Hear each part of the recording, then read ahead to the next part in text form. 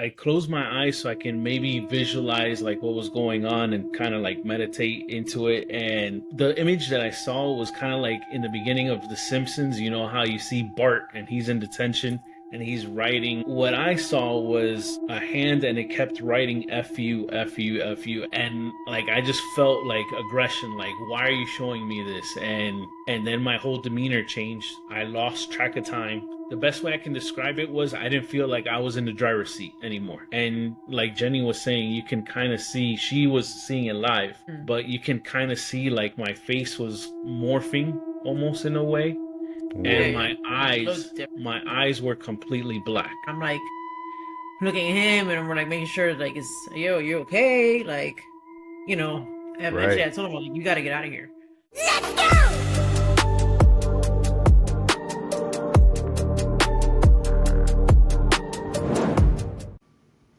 What's up, everybody? Welcome back to another episode. We're here with Jenny and Mondo from 305 Paranormal. They were on last Halloween for our Scaretober or whatever I was doing. I didn't do it again this year, but Spooktober, that's what I called it. But really, really good time talking to you guys, and you guys have some awesome content. But really appreciate you guys coming on and talking to us, and I'm looking forward to seeing what you guys have and just having a good conversation. So we want you to give you the opportunity to introduce yourselves. Thank you for having us back. Yeah, man. So, Jenny from 305 Paranormal, born and raised here in Miami, so that's where the 305 comes from. It's the area code here. And long story short, dealing with paranormal all my life since I was a little girl, seeing things or hearing things. And when I eventually got with Armando, I told him that when he did move in with me, we lived in a little efficiency back then. I lived in efficiency. You might hear or like experience something. I don't think he ever really realized or believed that until something happened to him in another house that we moved afterwards. Right. Yeah. And that's where something sat next to him while he was playing PlayStation, and it freaked him out. Is this game 2-player? Yeah, exactly. And then in 2018 we did our first like little paranormal tour. And I stayed in contact with the person who was running that tour at an estate that we were actually there last night. Oh, yeah. The Daring Estate. And they had openings for a team. I interviewed. I got in. And then he tagged along. And then he was like, I want to be part of this too. So It's actually funny because our team leader, she is like, hey, I need Jenny and Mondo to go ahead and take these group of guests to investigate with them, and I go to her, I'm like, hey, but I'm not on the team. I just thought I was tagging along with her, and then she goes, well, what the hell have you been doing all this time? I thought you were on this team. Yeah. So then I was like, all right, it's official then. Then you were on the team. Get to work. Yeah, I get to work. Right. Yeah. Just an attachment. Yeah. Nice. No, so you, I feel like the last time we talked, we didn't talk a lot about how you guys became individually into the paranormal. I know you just said that you had been experiencing it your whole life. I haven't had like a crazy amount of paranormal experiences, but I can remember some like far back from when I was a kid. But you sound like you've had a lot. I was kind of interested, like, what was the first time, let's jump into it, that you started really experiencing stuff, and then maybe, had other people in your family being like, oh yeah, are you seeing that, or something happening to you? And then, like, how did that happen? Like, what was your, like, paranormal upbringing? So, I think the first thing that I can remember as far as something that was, like, wild to me, I had woke up. I don't know what made me woke up. I don't know. I just woke up and there was like a blue ball orb, about that size. Yeah. Okay, so like you can't see this, grapefruit size. Like a softball, I guess, if you will, right? Like between a softball and a grapefruit. Yeah. It was pretty big.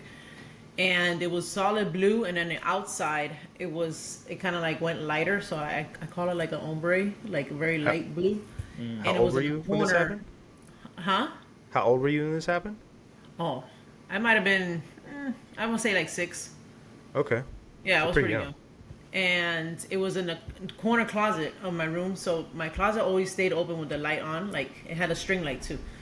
and it was kind of closed but open, and that ball was on the door of it, like the corner of it. So when I woke up, all I see is that thing, and I'm like freaking out. And so I did the whole what normally every kid does, which is kind of like cover yourself with a blanket, Covers up. Yeah. covers up, It'll and go I'm away. just like close my eyes. I'm thinking like, no, I don't know, let's go away. And then I do this, and it's still there. It's not moving. It's not like swaying. It's not doing anything. It's literally just there. And I did that again.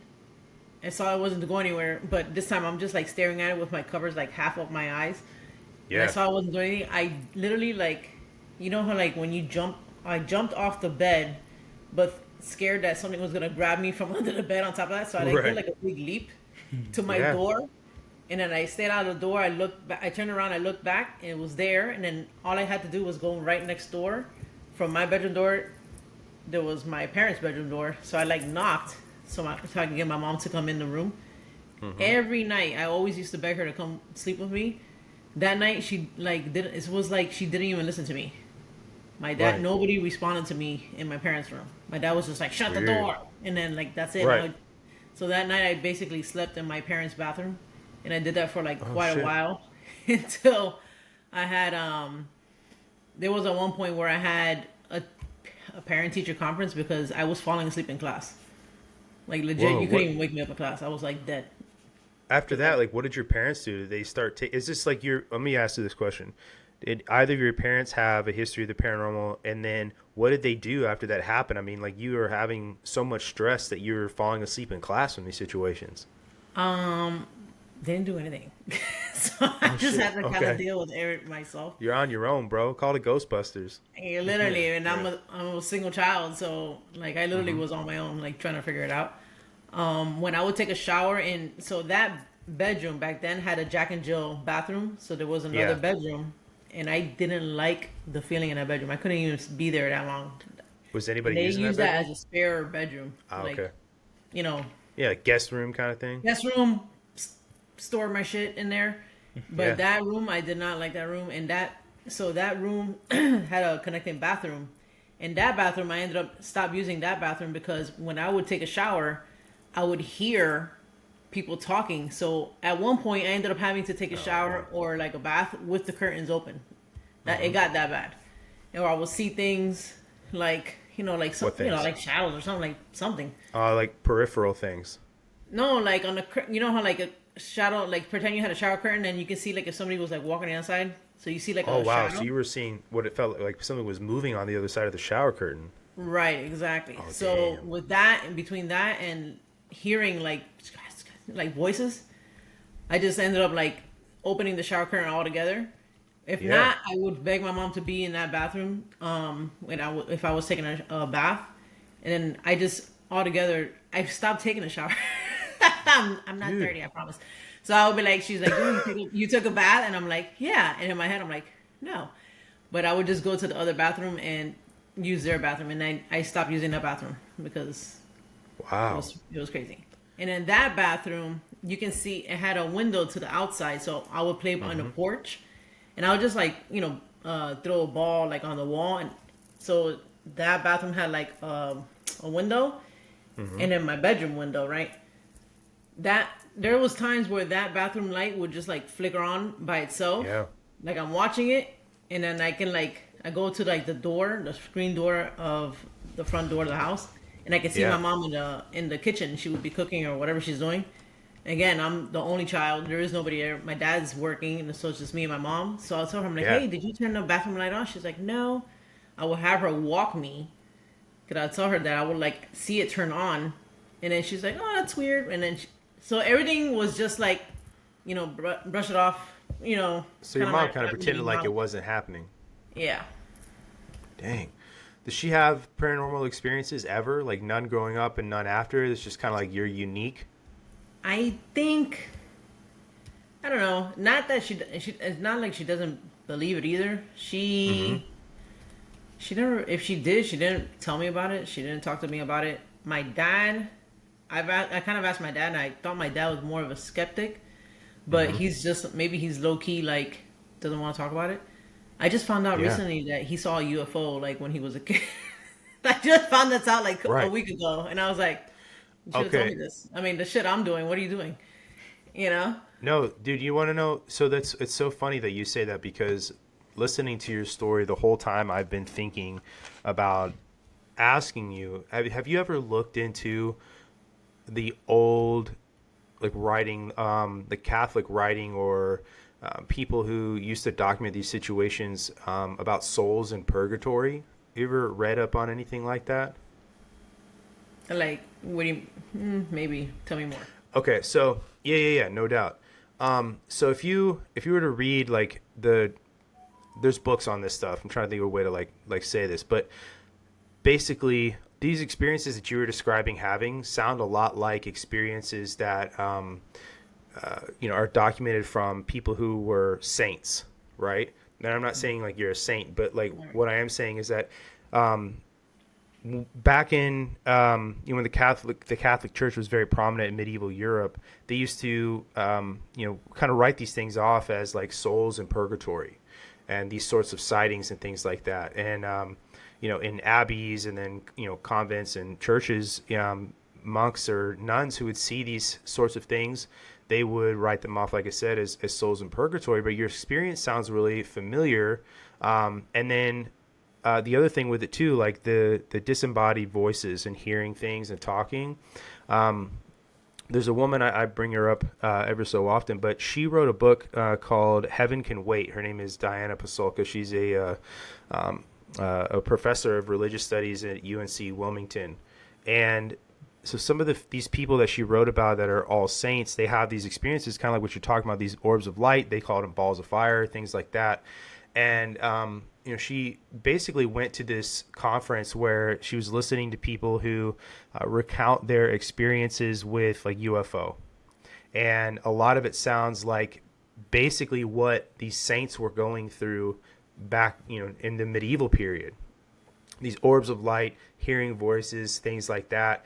And a lot of these experiences essentially are exactly the same. They mirror one another. It's just like they were being looked at through the lens of purgatory, souls in purgatory, or a religious lens, whereas now it's kind of sort of being looked at through a different sort of like new age lens. And so your experience and these things, they overlap very often. I mean, I think you guys are probably in tune enough to know that a lot of the more common way of thinking about UFOs or UAP now is that there's a spiritual element to it, an interdimensional element to it. And so it's not uncommon that these two lanes sort of converge. And I learned recently too that the little boy, or the boy who the first Exorcist movie was made about, because obviously it's Linda Blair, it's a girl in the movie, but it was actually a little boy. He grew up to become an aerospace engineer and work for NASA. And obviously like he had this whole period of time where it took a long time for he was possessed, and it took a long time for him to become unpossessed. And there's this religious aspect to, spiritual aspect to UAP. So hearing you describe these things, it's kind of interesting. And then to hear that your dad had an experience with UFO, it's like, I think that these worlds sort of are more linked than people tend to give them credence to, and I think that there's probably some stovepiping, if you know what I mean, on these communities where you don't want to share information, you don't talk, you guys don't think, to converse with one another, because it doesn't seem like maybe they overlap, but they probably do, But I just found it interesting because that experience sounds a lot like some of these experiences that she writes about in that book I was telling you. And some of these saints who wrote about these experiences, thinking that they were being met by, like I said, souls in purgatory or angels, and some of these experiences they had. So maybe you had an experience with a UFO, and you think it's a spirit. I don't know. So now that you've said that, my mom, prior to moving, she's Colombian, so I'm half Colombian, and my dad's Irish American, and I was Okay. born in Miami. Before moving to Miami or coming over, and if she never did that, I would have never been here, right? So she actually was going to be a nun. Okay. She's super religious, and she was like in school for that or whatever. So she would have been in, I think, maybe not going to comment in Colombia or something. I have no idea. And every time I get somebody to kind of, if I get some type of medium that says like, oh, like you have a grandmother, not a grandmother, but like a great grandmother with you, every person that has mentioned that, they always mention that whoever is with me is very religious. Like they're like, I see them holding a Bible. I see them like, they're like super heavy into religion or whatever. So I don't know if that has to do where my mom went in that, or was going in that direction. And then, so another thing I was thinking about when you were telling me, also when I was little, I was fascinated. Like I always thought I could see a UFO. I don't know where that came from, but I remember doing that when I was a kid. So I would say like if I was with somebody, like one of my friends, it was nighttime, I always tell them, hey, let's look at the sky to see if we see something. And then we would try to like look for UFOs or something. So that I think about it now, and like I wonder where I got that, but I was always kind of like looking for that for some reason. I think that what you're describing, like the looking up thing, obviously a lot of people do it recreationally, and then you know, my sort of experience with it as a kid, I just had an interest from like unsolved mysteries, you know, and X-Files and shit, right? And I remember buying a book on UFOs, I still have, at like a book fair, and it was like a really, really old book from like the 70s. I don't remember the name of it. But I think that sort of compulsion that you were talking about, that you, I don't know what sort of experiences you had as a kid. I don't mean like paranormal experiences, but like where whatever influences you had maybe to go to look up, right? But that's a theme, and the whole UAP line of thinking and the stories people say is there's a compulsion to look up and a compulsion to do things, and that, you know, also too being exposed to it is sort of like a forcing mechanism for you to develop these processes, whether you realize you're doing them or not, until you do realize you're doing them, to always kind of be on the lookout for them. And it goes deeper than like thinking, okay, I want to buy a blue car, and then you start seeing blue cars all over the place, right? Because you're thinking about it.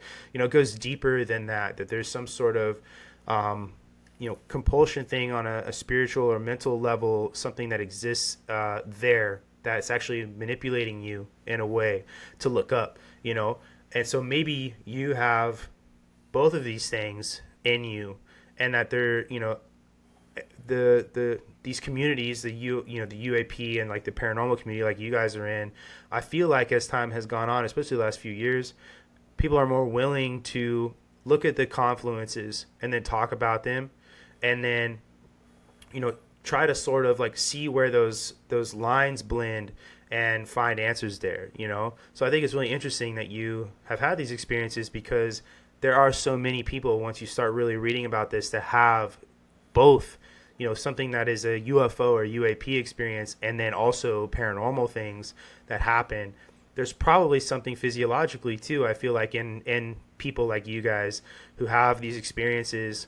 There's a reason why other people, not everybody does this, and it seems to be like, you know, those who experience these things are the lesser end of the population than the, you know, the majority, you know. Yeah.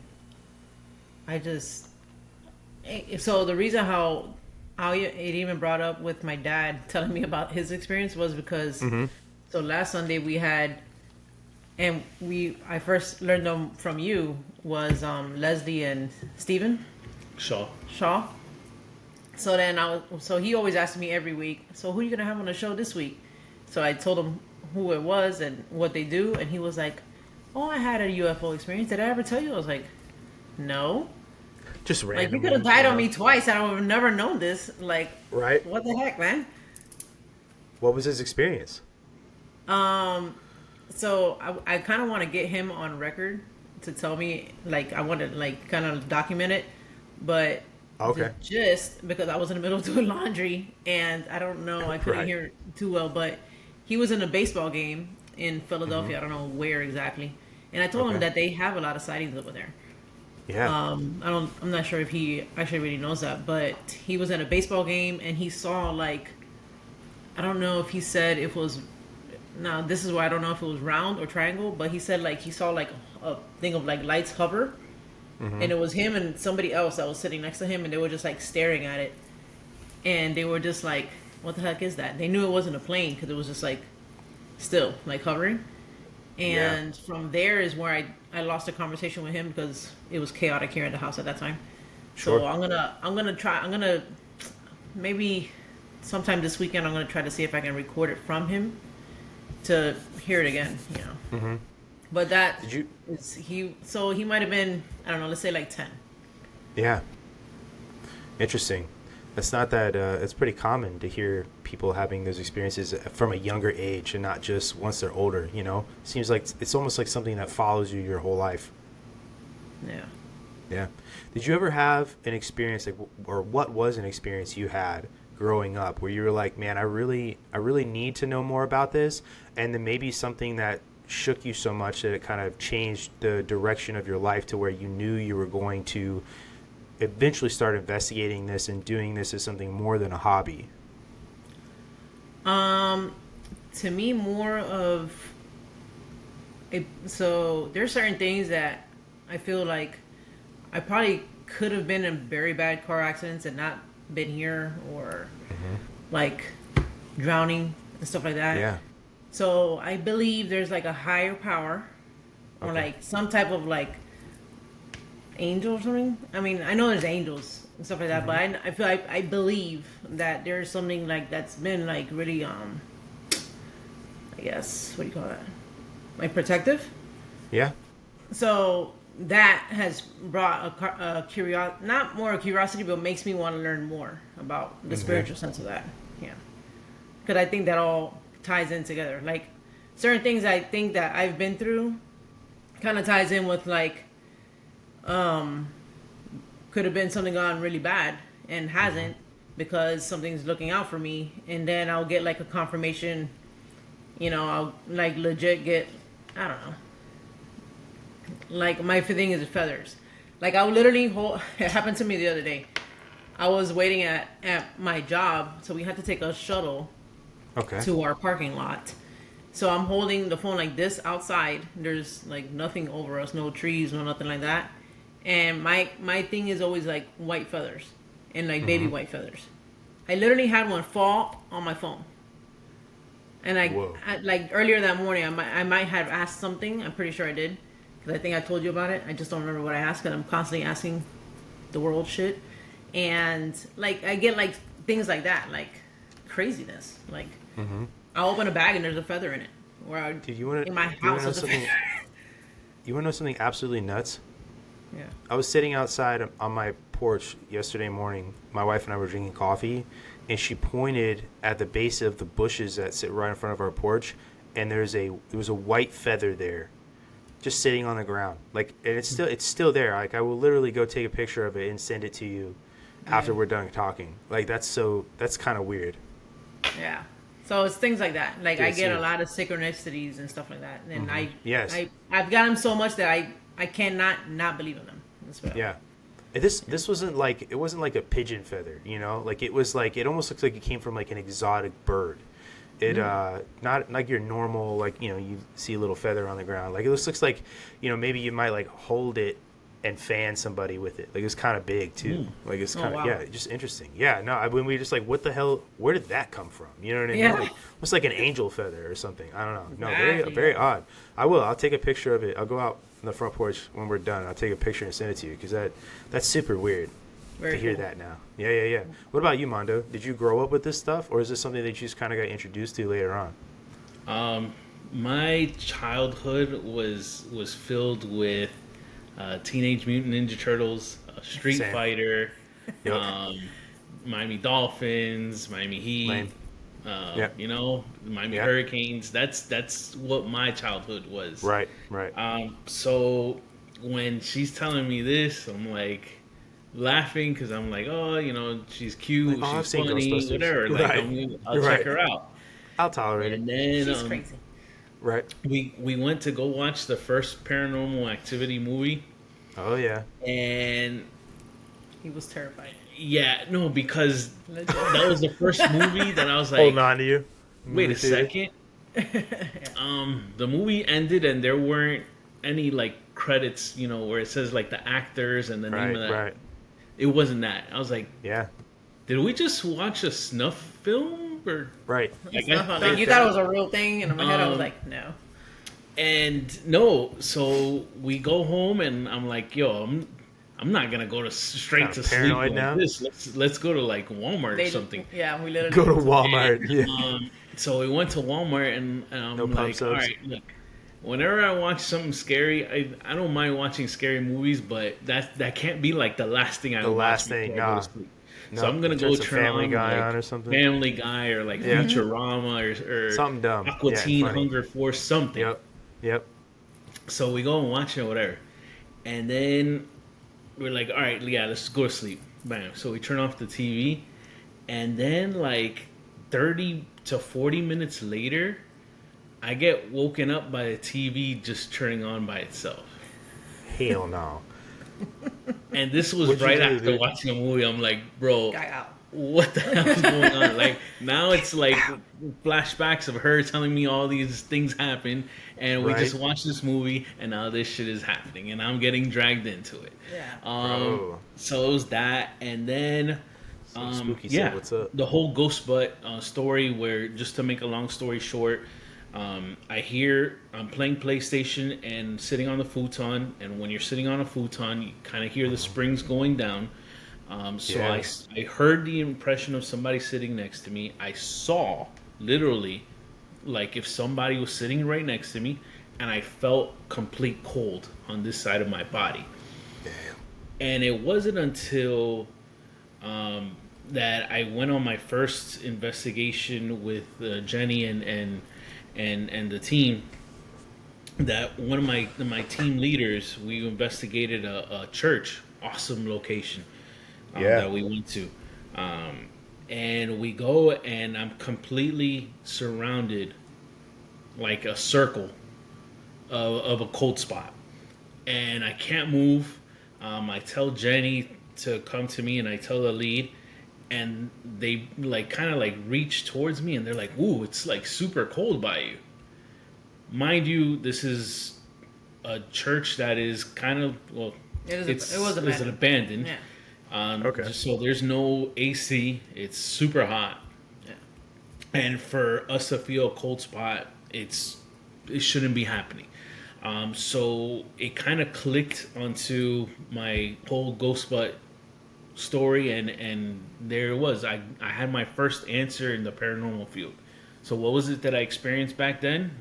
I felt spirit literally right next to me, Yeah. and I was able to answer that very first night of me ever investigating, and it was from there that it just kind of like, all right, this is what I want to do. This is awesome. I think so. When we lived in other places, there was times where I would hear his PlayStation turn on in the living room, and I'll be in the bedroom and he's not there. Like it would just be me in the house by myself, and I'll hear it. I've turned it off. I've turned the TV off, or I'll hear it on. In another place, our sound bar, which never did it again. It was only in that stupid fucking apartment. Would literally just by itself turn on, and it will be full volume. And you remember that Yep. happened like numerous times, and it was Never again. actually annoying. Yeah. Like- Oh, yeah. I'm sure. It was very annoying because it was like turned on like full. I don't know what the hell the loudest capacity was. It was there, and things like that. So I've heard your mimic too before. yeah, it started him. He started with the mimic. In Dude, the yeah, you house. told me that In the story Ghostbusters. last time. That shit's creepy, man. Yeah. Yeah, so the mimic, like the soundbar thing, like How often does that I happen? hear stuff going on. How often did that happen? What the- when it was the going on? mimic thing, yeah. If you want to retell the story, 'cause it's been a long time. There's, a lot of people probably listening and haven't heard that story. But yeah, like Yeah, and that is it's- truly creepy to me. It's just so funny that the house that we're living in now, that this is the first home that we purchased, which was, we were just talking behind the stage, Florida, thank God we bought when we did, because our house went up drastically. But Yeah. we live less than a mile from where That other house. is. Okay. We're literally on the same main road. But no, I've never heard her calling me like I did that time. ever since when we left that house, I never heard that ever again. Dang. And you only heard it that one time? No, I heard it a few times, but that particular time, it concerned me because it sounded like she was in trouble. Yeah. Is that how it sounded? What did it sound like every time you heard it? Was it always like trying to get your attention to come to it? Yeah. Yes, Fuck that, it sounded like just trying to get my attention, but that time it sounded like there was some, like I need help type like of more of an tone. urgency. Right. Yeah. What is that, do you think? They are trying to get our attention to manipulate us. Is my understanding of it. Is that like actually negative, or is that something that is just trying to manipulate you by mimicking her just to get something from you? Like, does that, because it doesn't necessarily have to be negative, I guess, but it sounds, negative. I would say maybe depending on the case in that scenario, because of that house, I would say more negative. Yeah, correct. I agree. Yeah. What makes you say negative because of that house then? Because that was where I had the Hatman Yeah. thing. There was also, so I would get like what they call like psychic attacks. So when I'm sleeping, I had one dream where like my mom's face morphed into like literally a demon. Not like, yeah, that was awful. I had another dream where it was like I ended up walking into a room and it was like a hag that was about to attack him, and I had to like fight her to stop him. At that time he slept in another room because we had gotten in a fight that night, and he slept in another room. I wonder if it was because of the hag. I don't know. Oh, that Playing on you guys. Who knows? But everybody was bickering in that house anyways. Yeah. Yeah. So I woke him up because I was thinking, I was like, hey, are you okay? Because I had a crazy ass dream. But the dreams there were like, they weren't really dreams. They were like more like something's trying to fuck with me. Mm-hmm. And it was just stuff like that, like pure evil shit. The demon. And I woke up the super scared hag. too when she woke me up. I was just like completely frightened when she woke me up too. And on top of that, he sleeps like a fucking rock. Like Right. you can literally throw a bomb next to this guy and he'd be like, So I'm like, hey, wake up, are you okay? Right. Yeah. And things like that. So like, I had one day coming home from jogging. So at that point in time, I used to go into work like at 12:30, 1 o'clock. So I would be the only person in the house at that time in the morning, thinking everybody went to work. I think this day where I'm talking about right now is like it was a Friday or Saturday. I went out to jog. I came back in.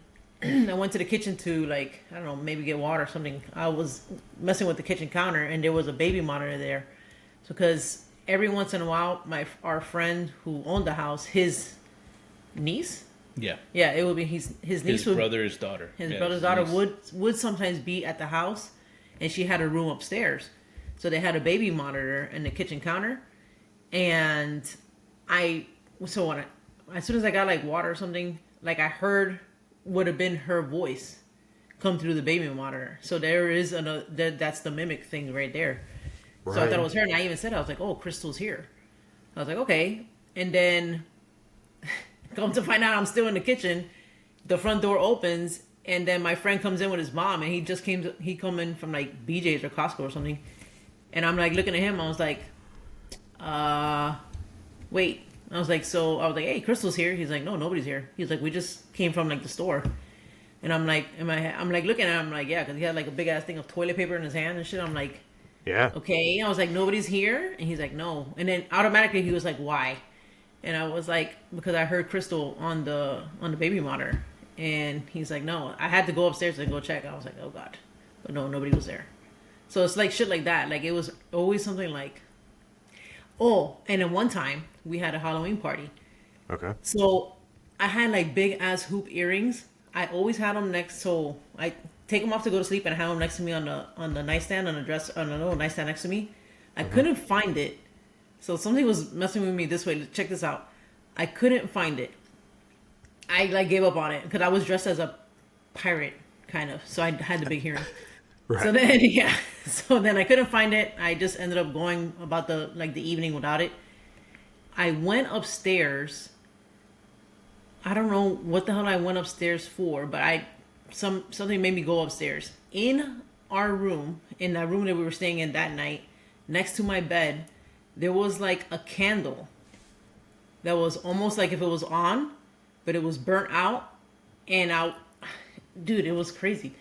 So there was something there, like a paper. It looked like it was gonna be burned by the candle. I don't know who the fuck put this candle on at all or anything. Next to the bed, right? And when I like took everything out, like like kind of like snuffed everything, like checked everything, my earring was under the pillow. Whoa. It was like some weird shit, and I was What is like, even the point of that? I don't know. Lord knows. I have no idea. It was very odd. I know my friend's mom. I don't know if they were gonna be already leaving out of that house at that time, but she had a really bad accident and she was cleaning, and it's like almost out of nothing. Like she felt like she got thrown down the stairs. Like she was pushed. Like she was pushed aggressively, and from she broke Right. all her like face and all that Face. shit. Yeah, her face bone. Holy literally crap. broke her jaw. Yeah. Yeah. So it would get violent. And here, like the cheekbone. And the your orbital bone, Nah. like Right. right under your eye. I was Yeah. like, Yeah. yeah, crazy shit. Damn. Like it was like stuff like that. Well, you guys had kids in that house, right? Did that No, ever no, happen? no. Anything? No. Okay. No, I mean there was kids in that house, not ours, because we Okay. didn't have kids at that time. But our friend's nephew, the niece, she was like invalid, so she couldn't do anything. She was just basically like disabled. And then the two other kids that maybe would come and visit time to time. At one point, they did kind of live there a little bit. Yeah. I don't know. I don't think it affected them as much. If it did, I didn't notice because they kind of had like some other type of like disability or something that Yeah. wouldn't be able to tell really. So Right. What were you guys doing to try to protect yourselves from that stuff? Or is there even anything you can do? I think in that situation in that house back then, I mean, I didn't really. We weren't. I would just do my regular prayers. Like I pray Yeah. every night when I go to bed, but nothing to the point where like if I'll be doing something now, like I wasn't into like, maybe like a crystal, some type of crystal or some type of ritual to do that. Like She's this was more- like way younger. I was way younger. She's more well versed in all of this now Yeah. versus like when we were there. And I wouldn't say skeptic. It was just more like, all right, I haven't experienced anything, so I mean, it is what Right. it is. Yeah. And it wasn't until I hadn't had to need anything prior to that house. Okay. Right. Like it wasn't ever that crazy. Yeah, because even when we moved, when I was staying with her at the efficiency, that whole like TV thing was like the weirdest thing that happened there. It wasn't really like anything strange. It wasn't until we lived in that house that was like, whoa, like there's almost That's something pretty serious. happening every single day here. Yeah.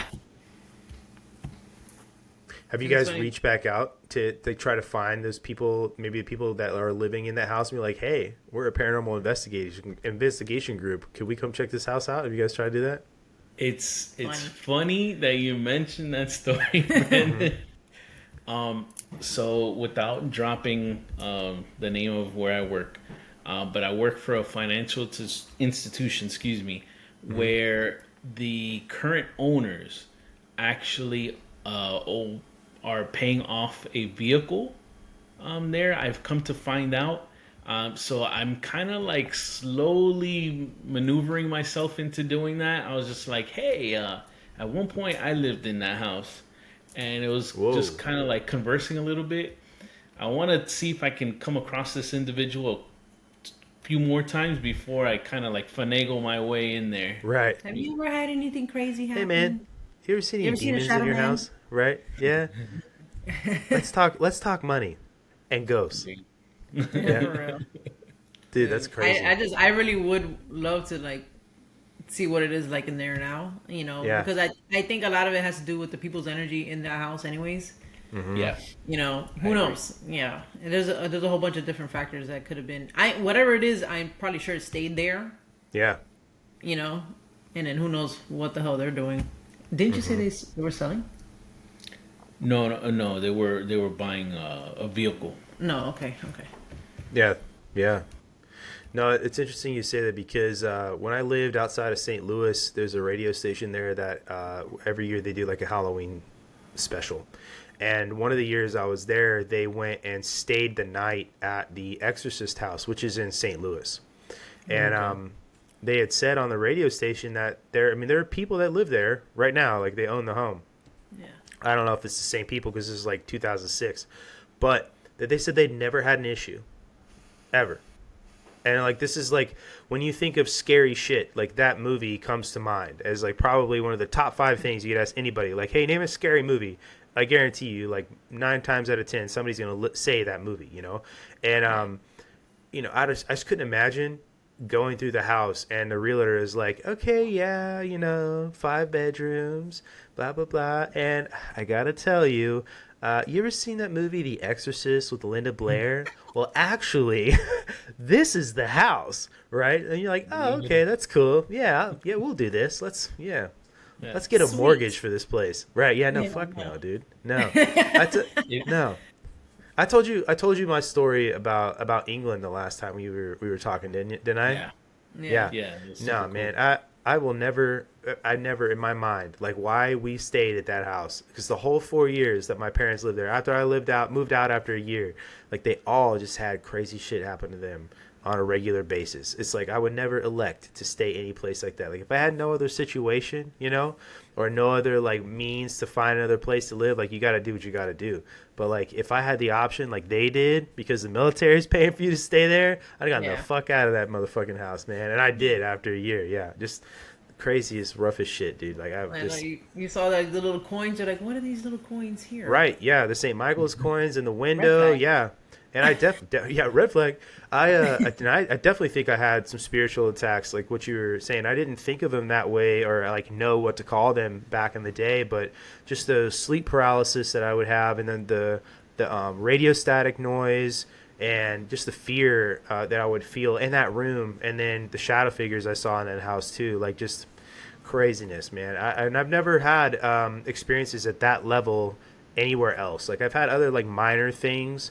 I did see a shadow figure one time when I was in Germany, and it was outside, kind of in this like courtyard area near my duplex that I lived in. And I was, I just went back inside when I saw this, so I guess like if I, thinking about it now, I don't know, I guess it could have been a person, but I don't think it was a person because they're about 10 feet away from one another. And I just saw it standing next to the trash bins. And that scared me. I even took a picture of it and sent it to somebody who is a friend of mine. And but no, I've never had like anything from that house. It was that bad. And my parents even asked the landlady, like the British landlady that owned the house, has anybody ever told you guys that anything happens here? And she said no.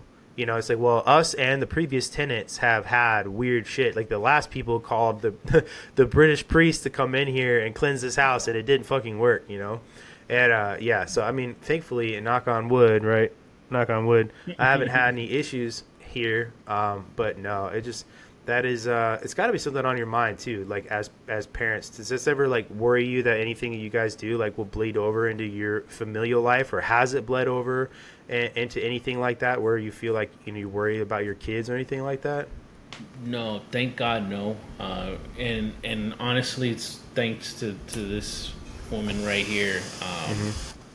She's protected, she's protected us, and in turn, she's protecting our kids too.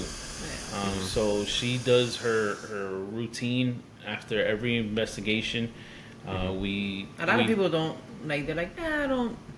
I don't say nothing, or I don't even bother now. Like I say something before going in beforehand. If anything, I'm always calling on anything that's of light, not anything negative. I don't want to deal with anything like bad or anything like that. And I have had where something where it is negative try to kind of like mess with me, and it's just like it's almost like they can't. Like I've had like a like try to scare me type thing, like a Describe growl in that. my ear. Huh? Okay, yeah. I said describe that. You said you've had something that try to mess with you, but it's almost Yeah. like they So I've could. had Like, a growl in my ear, like as I was walking out somewhere. I'm like saying, yeah, I'm leaving, whatever. yeah. And but I was talking to that spirit in that location, let's say, and that thing like growled in between me and somebody else's ear, like we both heard it, and I was like, "You're not gonna run me out of here, guy. Like, bye." I was already Right. leaving. I've had something that the place where he had kind of like that oppression happen when I was trying to cleanse him. I saw something charge at me. Like I saw a dude charge at me. It was a spirit. Obviously, it wasn't like a real guy, but I could see it. And I just kind of like ignored it, and I kept on doing what I was doing. So, come to find out later on, I had my hair like down, and I had these two. I had them braided on each side. This Okay. side, and this is the side he was charging me at. The whole thing came off. Like I didn't know it. I was walking around, my shit was unbraided. Like Whoa. everything was broke and off, everything, and I was like, "You have me walking around here with like one braid and one like this. Right. Like what the hell is going on here?" The Allen Iverson hair. And I didn't even hear it. You know, I mean, I didn't Yeah. hear it. I didn't feel it, and I wouldn't. It's like if they did it like, like without me ever knowing, like stupid things like that. Like it's just it's almost like every time something like is messing with him, I don't get nothing. yeah. Yeah. So I'm I curious, like- think I built up a fortress Okay. of don't fuck around and find out with me. I guess I don't know. And it's this like protocol you do. You're saying like what is your protocol that you do? That is it the same every time, or is it something? It's kind of like whatever comes to your mind. It's almost like whatever comes to my mind. I kind of get let my intuitive sense come in there because sometimes I'd be like, I don't think I need to go heavy on a sage or like a smoke cleanse or something. But maybe depending on the location, I won't feel as comfortable, and I'll be like, yeah, we're gonna do this. On top of Yeah. that, hey, I have like some protective oil. Put it on the back of your neck, your heels. Like there's certain things I do, like eggshell. Your I heels? also put that on my heels. Yeah. Why you're It's here? always good to like cleanse the bottom of your feet if you're leaving a location. Do that with the cleanse. A lot of okay. people forget that, but everything at the bottom of your feet. I always recite a certain like Psalm 91, and I want to say I forget the other one right now, but 91 is almost my go-to, and I like say that all the time. I have him saying now, so sometimes, depending on what it is, but. Say that, and I do my He does prayer to the Saint Michael. Archangel Michael, but I'm more of the Psalms person. So and then I recite that normally. Like I have a Psalms book that I always like use, and I just say my prayers from there too. Psalm It's interesting. 91, I pulled up Psalm 91 121. That's the other one. 121. and 121. There's a line in Psalm 91. It's he will cover you with his feathers, and under his wings you will find refuge. Have you ever drawn the connection there between you seeing white feathers and the line from Psalm 91? No, but I actually like that line. Yeah. I mean, kind of interesting there, It's almost like it's God showing you that you're under his protection. I don't know. I mean, this is just my interpretation of it across the interwebs, but seeing that, line in there, kind of reading that after you said it, it's like, whoa, that actually has connection to you. So depending on, say, like we went to Georgia like a month ago, and going out of if we do have like a long drive, we drove to Georgia, like we're gonna have a long drive this weekend. I always kind of say like a protection prayer for a long trip, just to get you safe, come back safe to my family, come back here, everybody return back home safely and stuff like that. Right. And just to be protected the whole time, the whole trip.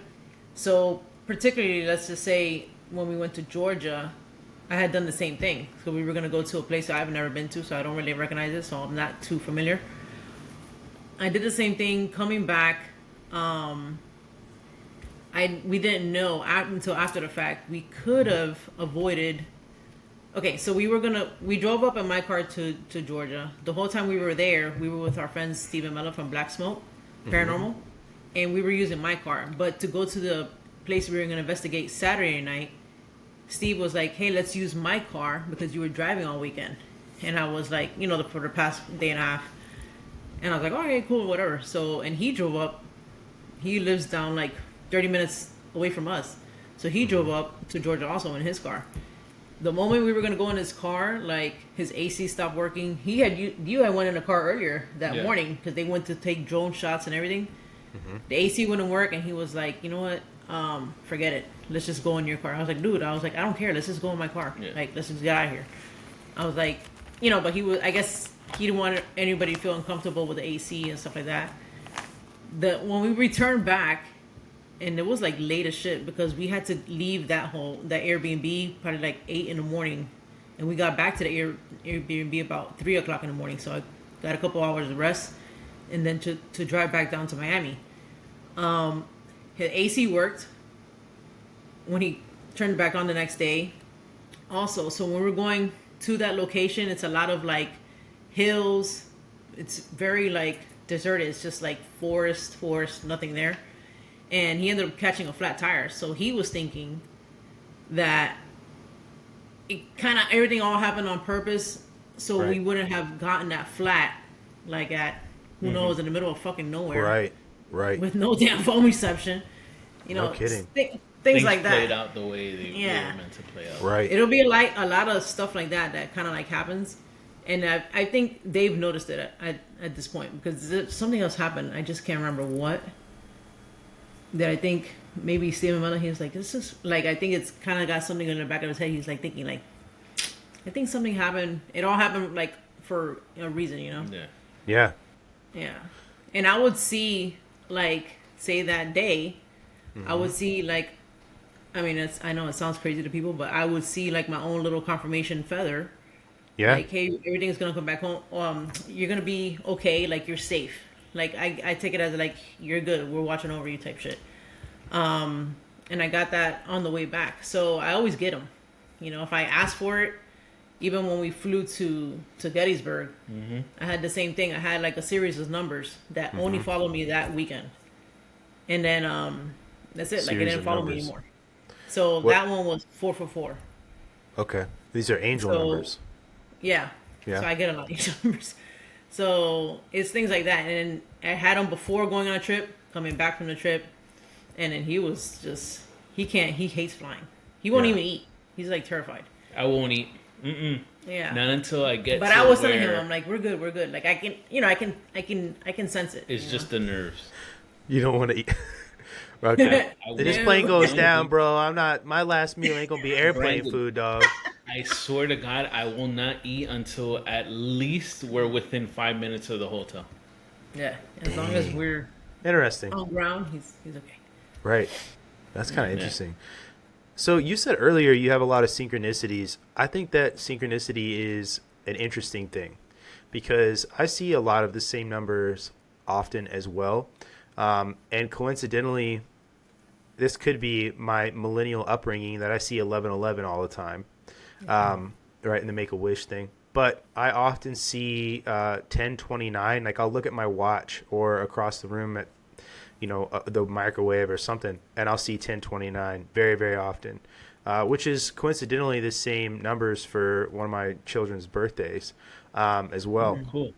But I'll see that a lot, and I see those two more than anything. And then I do very often. I'll see 4 6s as well. I don't know what that means. I've also honestly been kind of too chicken shit to look that up because I know what 3 6s is. But I will see it often. But synchronicity, I think, is very interesting because it too has its fingers, and a lot of what we've been talking about and what we talked about earlier in the conversation about UAP and about the paranormal in general. There's a lot of synchronicity type stuff. People have their different interpretations of it.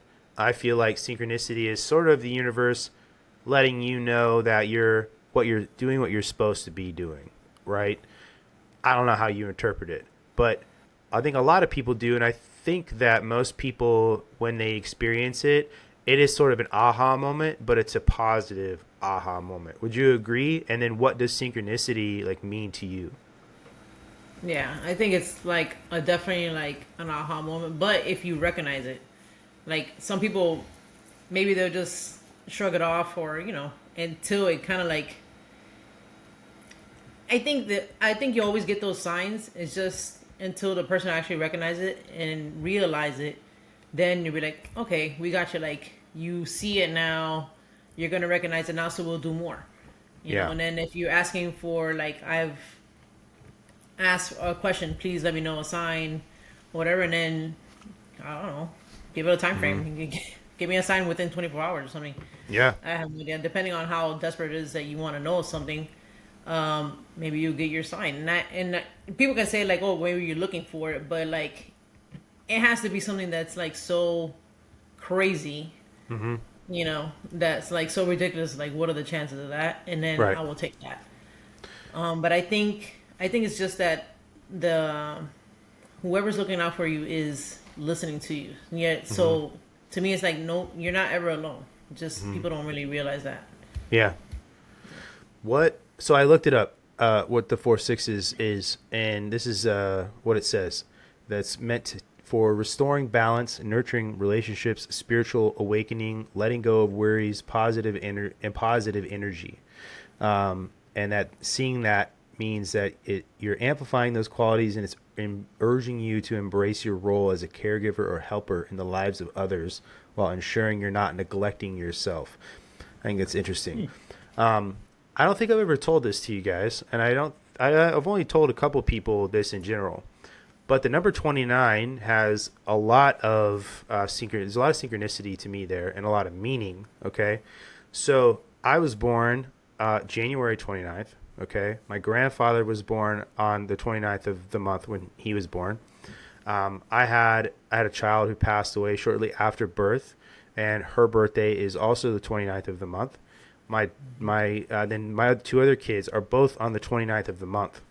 Okay, every single one of my kids, me and then my grandfather, all of us, the 29th of our respective months, which to me is more than coincidence. It has to be. I feel like, as somebody who's spiritual, I guess. I don't know. It has to mean something. I don't know what that means, but I just don't think that is a coincidence that there's that number repeated in such a meaningful way. Like, it's all my children and then my grandfather and me. We all share that number, right? Super, super weird. Yeah. It is super cool though. That is. Yeah. It is super cool. And now saying that you do see 1029, like. Well, first of all, happy birthday to your child that's about to be. Thank you. Appreciate the that. birthday coming up. Yeah. Appreciate that. Yeah, for sure. I think your grandfather's alive or dead? Or He's still alive. He's still alive. It's funny because I told him, I was on the phone with him earlier this year, and I just happened to say, like, hey, did you know this? And he's like, yeah, I did know that. He's like, I made that connection too. And I was like, oh, okay. Like, him and I aren't like super close. I mean, I grew up as a military brat, so I'm not like super extra close to a lot of my family. But he was like, yeah, he's like, I noticed a lot of numbers too, and a lot of things. And we got to talking, and I was like, yeah, I always like find interesting number patterns or whatever. Like, I'll give you a goofy example. I like when two NFL teams play each other where, like, one of them, let's say they're like 4-2 and the other team is 2-4. And like, even if whoever wins or loses, you know what I mean? Like, there's still going to be that like number mirror there. You know what I mean? Right. And so I always like look at shit like that, and like I get like a little bit of excitement when I'm like, oh, that's kind of cool, like these stupid. But he was like, he's like, I do that too. That's kind of interesting that like he also has that sort of like line of thinking. I had no idea until I mentioned all these 29 birthdays. And he's like, yeah. He goes, yeah. Well, he has big old Southern accent. He's like, well, we're family. And I'm like, yeah, well, we are family. Yeah, you're right. So, yeah. Yeah. So, maybe that's a nudge from somebody down your line. I think down the line of your family that is just with you. Yeah, it's got to be. I don't know. I've always kind of figured I would figure what it is. Eventually, I would have no idea like where to look to figure out like where that is, and I don't even know if anybody else further back in like my lineage on that side of the family has a 29th birthday. I don't know, but it would be interesting to see if like there is an ancestor that has that. And just be like, I wonder what, and try to like find what sort of confluences in our lives there were other than being family. But like it is just, to me, it's like super weird that there is that 29 theme through. And I'll say this too, this is the first time I said this on a podcast, my wife is pregnant again, and the due date could also be the 29th. Oh my god. Oh wow. Seriously. I know. And if it is, dude, like, That's crazy. oh my god, right? I know. Like what? Like somebody needs to tell me some shit. I need to know what is going on if I got all these kids. Like, do I need to just go like buy a lottery ticket and just give it all 29s down the line, and see what happens? I don't know, But it's kind of but it is like that's one of the could be one of the due dates, because you never know. You know what I mean? It's just But yeah, no, super duper. It would be cool too if it's not the 29th, but what if it's February 9th? Still it's works. 2-9. Yeah. No, that'd be pretty crazy. Yeah. Or if somebody down your lineage is February 9th, that still works. Yeah. That, True. Well, I was thinking of if anybody maybe passed and they were 29 years old. I don't know. Do you know anything about that? No one that You have to like look into these little things. Yeah, that's what I'm saying. Like, it's got to mean something. I got to figure out what it actually means. Because then I asked him, I'm like, what do you think that is? And he just, like I said, gave me that line about family. Like, he didn't say like, well, your great aunt Jemima was, blah blah blah. Like something crazy weird 29 thing. I don't know. But I don't know. I'll have to figure it out. I'll have to look into it. But that's it. That's like my weird bugaboo in my life is like all my kids and me share the same number day of the month. And then my son and I, his birthday is my half birthday, and then obviously vice versa, which is pretty cool. So, yeah, super interesting. But that's very cool. Yeah, no, I know. What sort of synchronicities do you see though? Like, is this just like, is there something that you have thematically that you see often, or is it just sort of like these little nudges that are, feel good in your life, or like they're confirmations, like you said, like show me a sign and it happens. I get 111 a lot, so 1111. And I also get that also pertaining to, I won't say both my kids, but I noticed it with my oldest. So obviously she was my first, and that's when I kind of really started noticing it. So it'll be like random as hell. Like, say we're dropping off the kids to his mom's house this weekend, and then I'll be like, oh, send me a video or whatever. She'll send me a video, and the video is like 1 minute 11 seconds, or vice versa. I'll do the same thing, and it's 1 minute 11, and it's not on purpose. It's like my gallery is like full of shit like that. Or times like a text timestamp. It'll be at that time if I'm asking about something specifically with the kids, like 111 or at 1111. So 1111 is really big, and 111.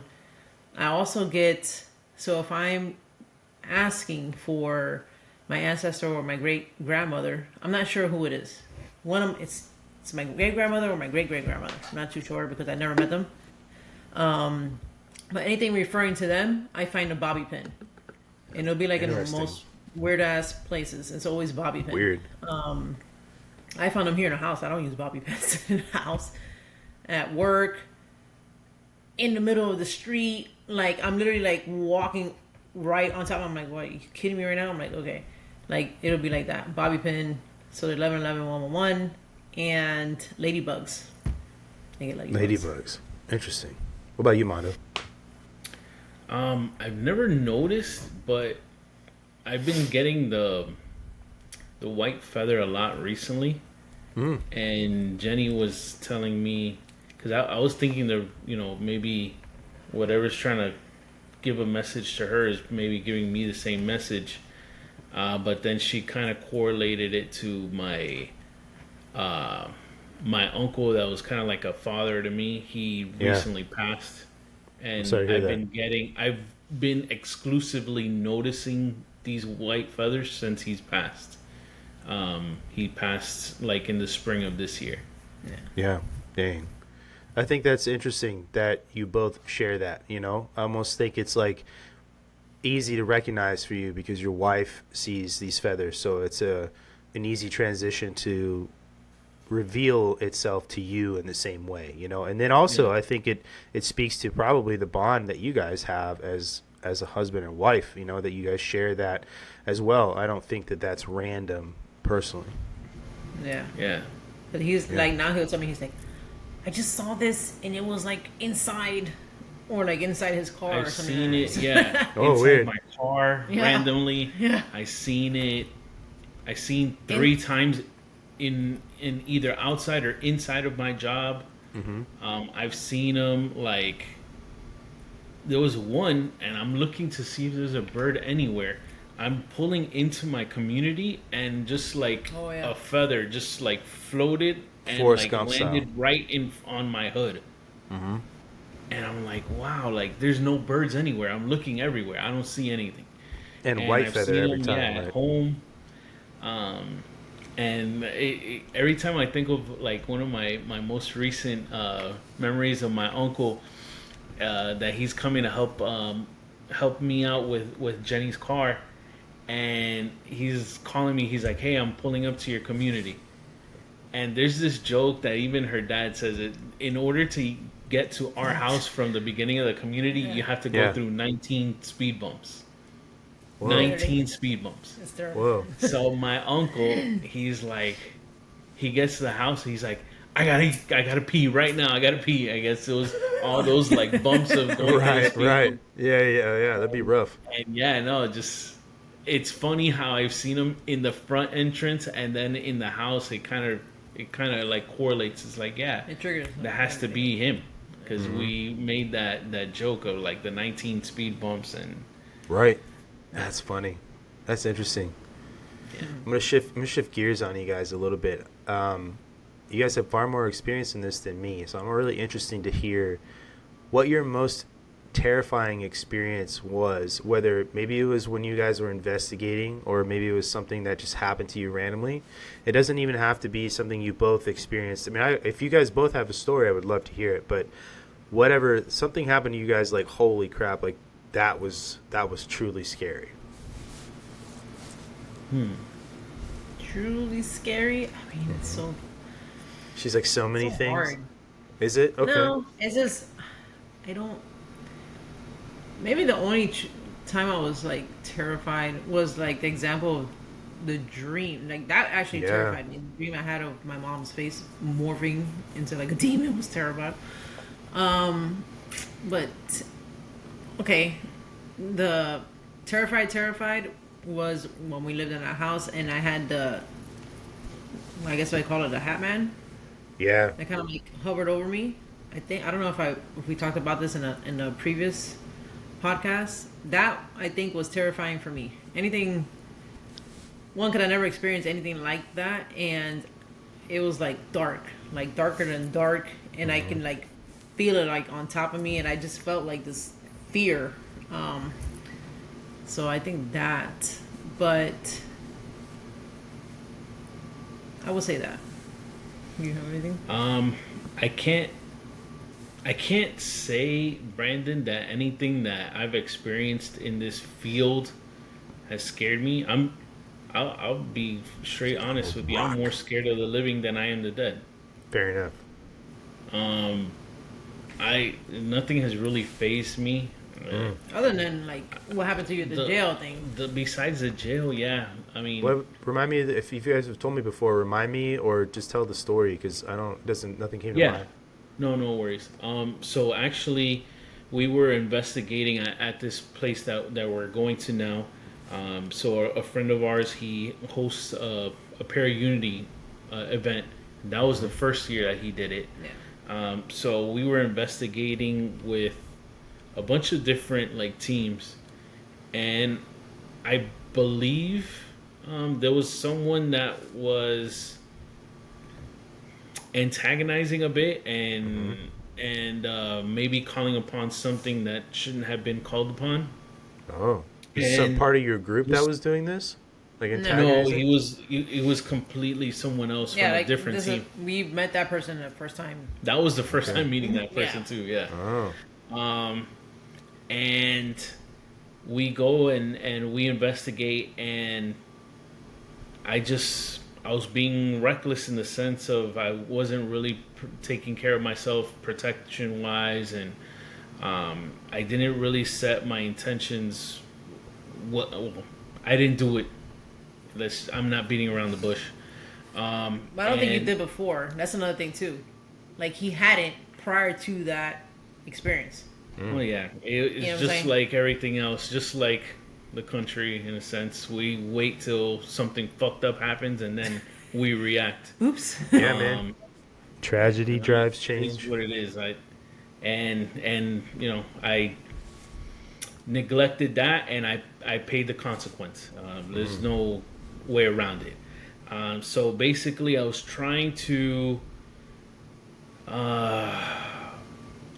I closed my eyes so I can maybe visualize like what was going on and kind of like meditate into it, and I saw some like images, which the image that I saw was kind of like in the beginning of The Simpsons. You know how you see Bart and he's in detention and he's writing, you know, I won't, you know, spit at spit all the teacher. I won't throw Right. whatever Writing lines. whatever he ends up writing, and each episode is different.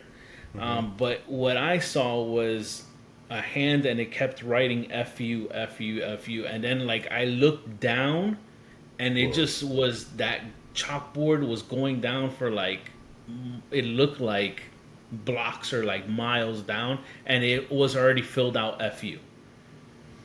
And like I just felt like aggression, like why are you showing me this? And then my whole demeanor changed. I lost track of time. Didn't I didn't the best way I can describe it was I didn't feel like I was in the driver's seat anymore. And a friend of ours sat across from me and my friend Joe, and he took video.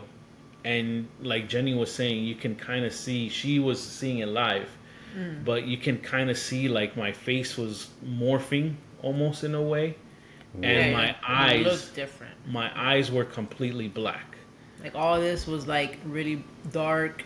Like he looked weird, you know. Right. Did you take a And- picture of it? Just like out of curiosity?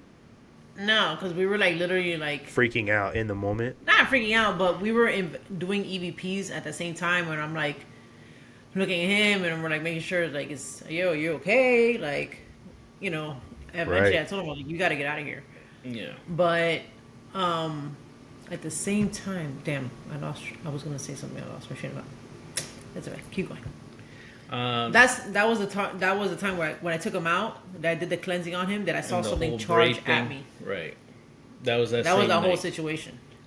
Damn. Yeah. Oh, that's what I was gonna say. The only time, because for me to ever feel like a cold spot, super rare. Like, I can't even count it with my whole hand. That Interesting. Oh yeah. that day, that fucking room, which it's a hot ass jail with no electricity in middle of like up north by Gainesville. Okay.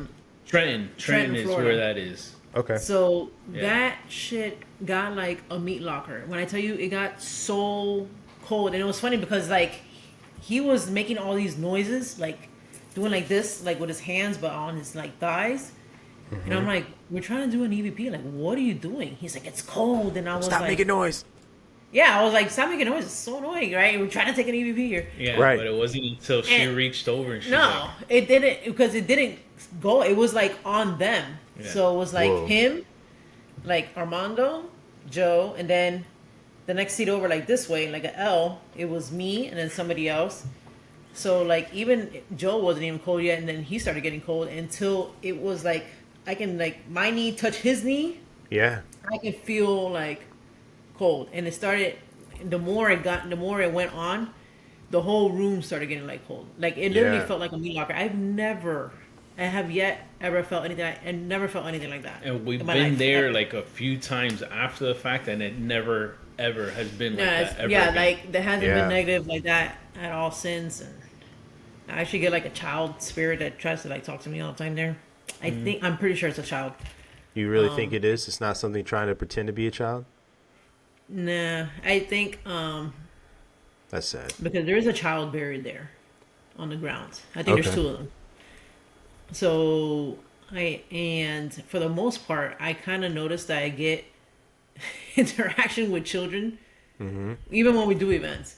Yeah. Like I get like interaction with kid spirits or something. I don't know, but and it doesn't feel like weird like that. But yeah, there like that got so cold. That's like a meat lock. Literally, if I walked into like a freezer, A freezer, a Yeah. walk-in freezer. it was so cold. Damn.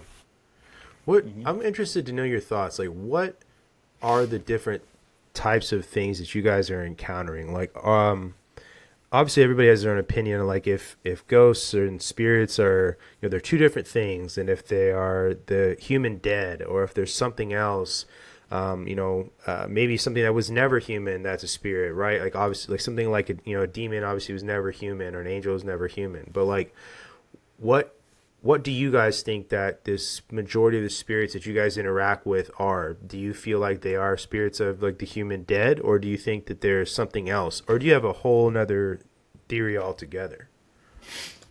I think a lot of them that we interact with at the locations that we go to, for the most part, we're human. So I would say them.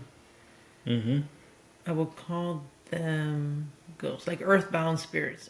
Why not? And so it doesn't technically mean that they hadn't moved on.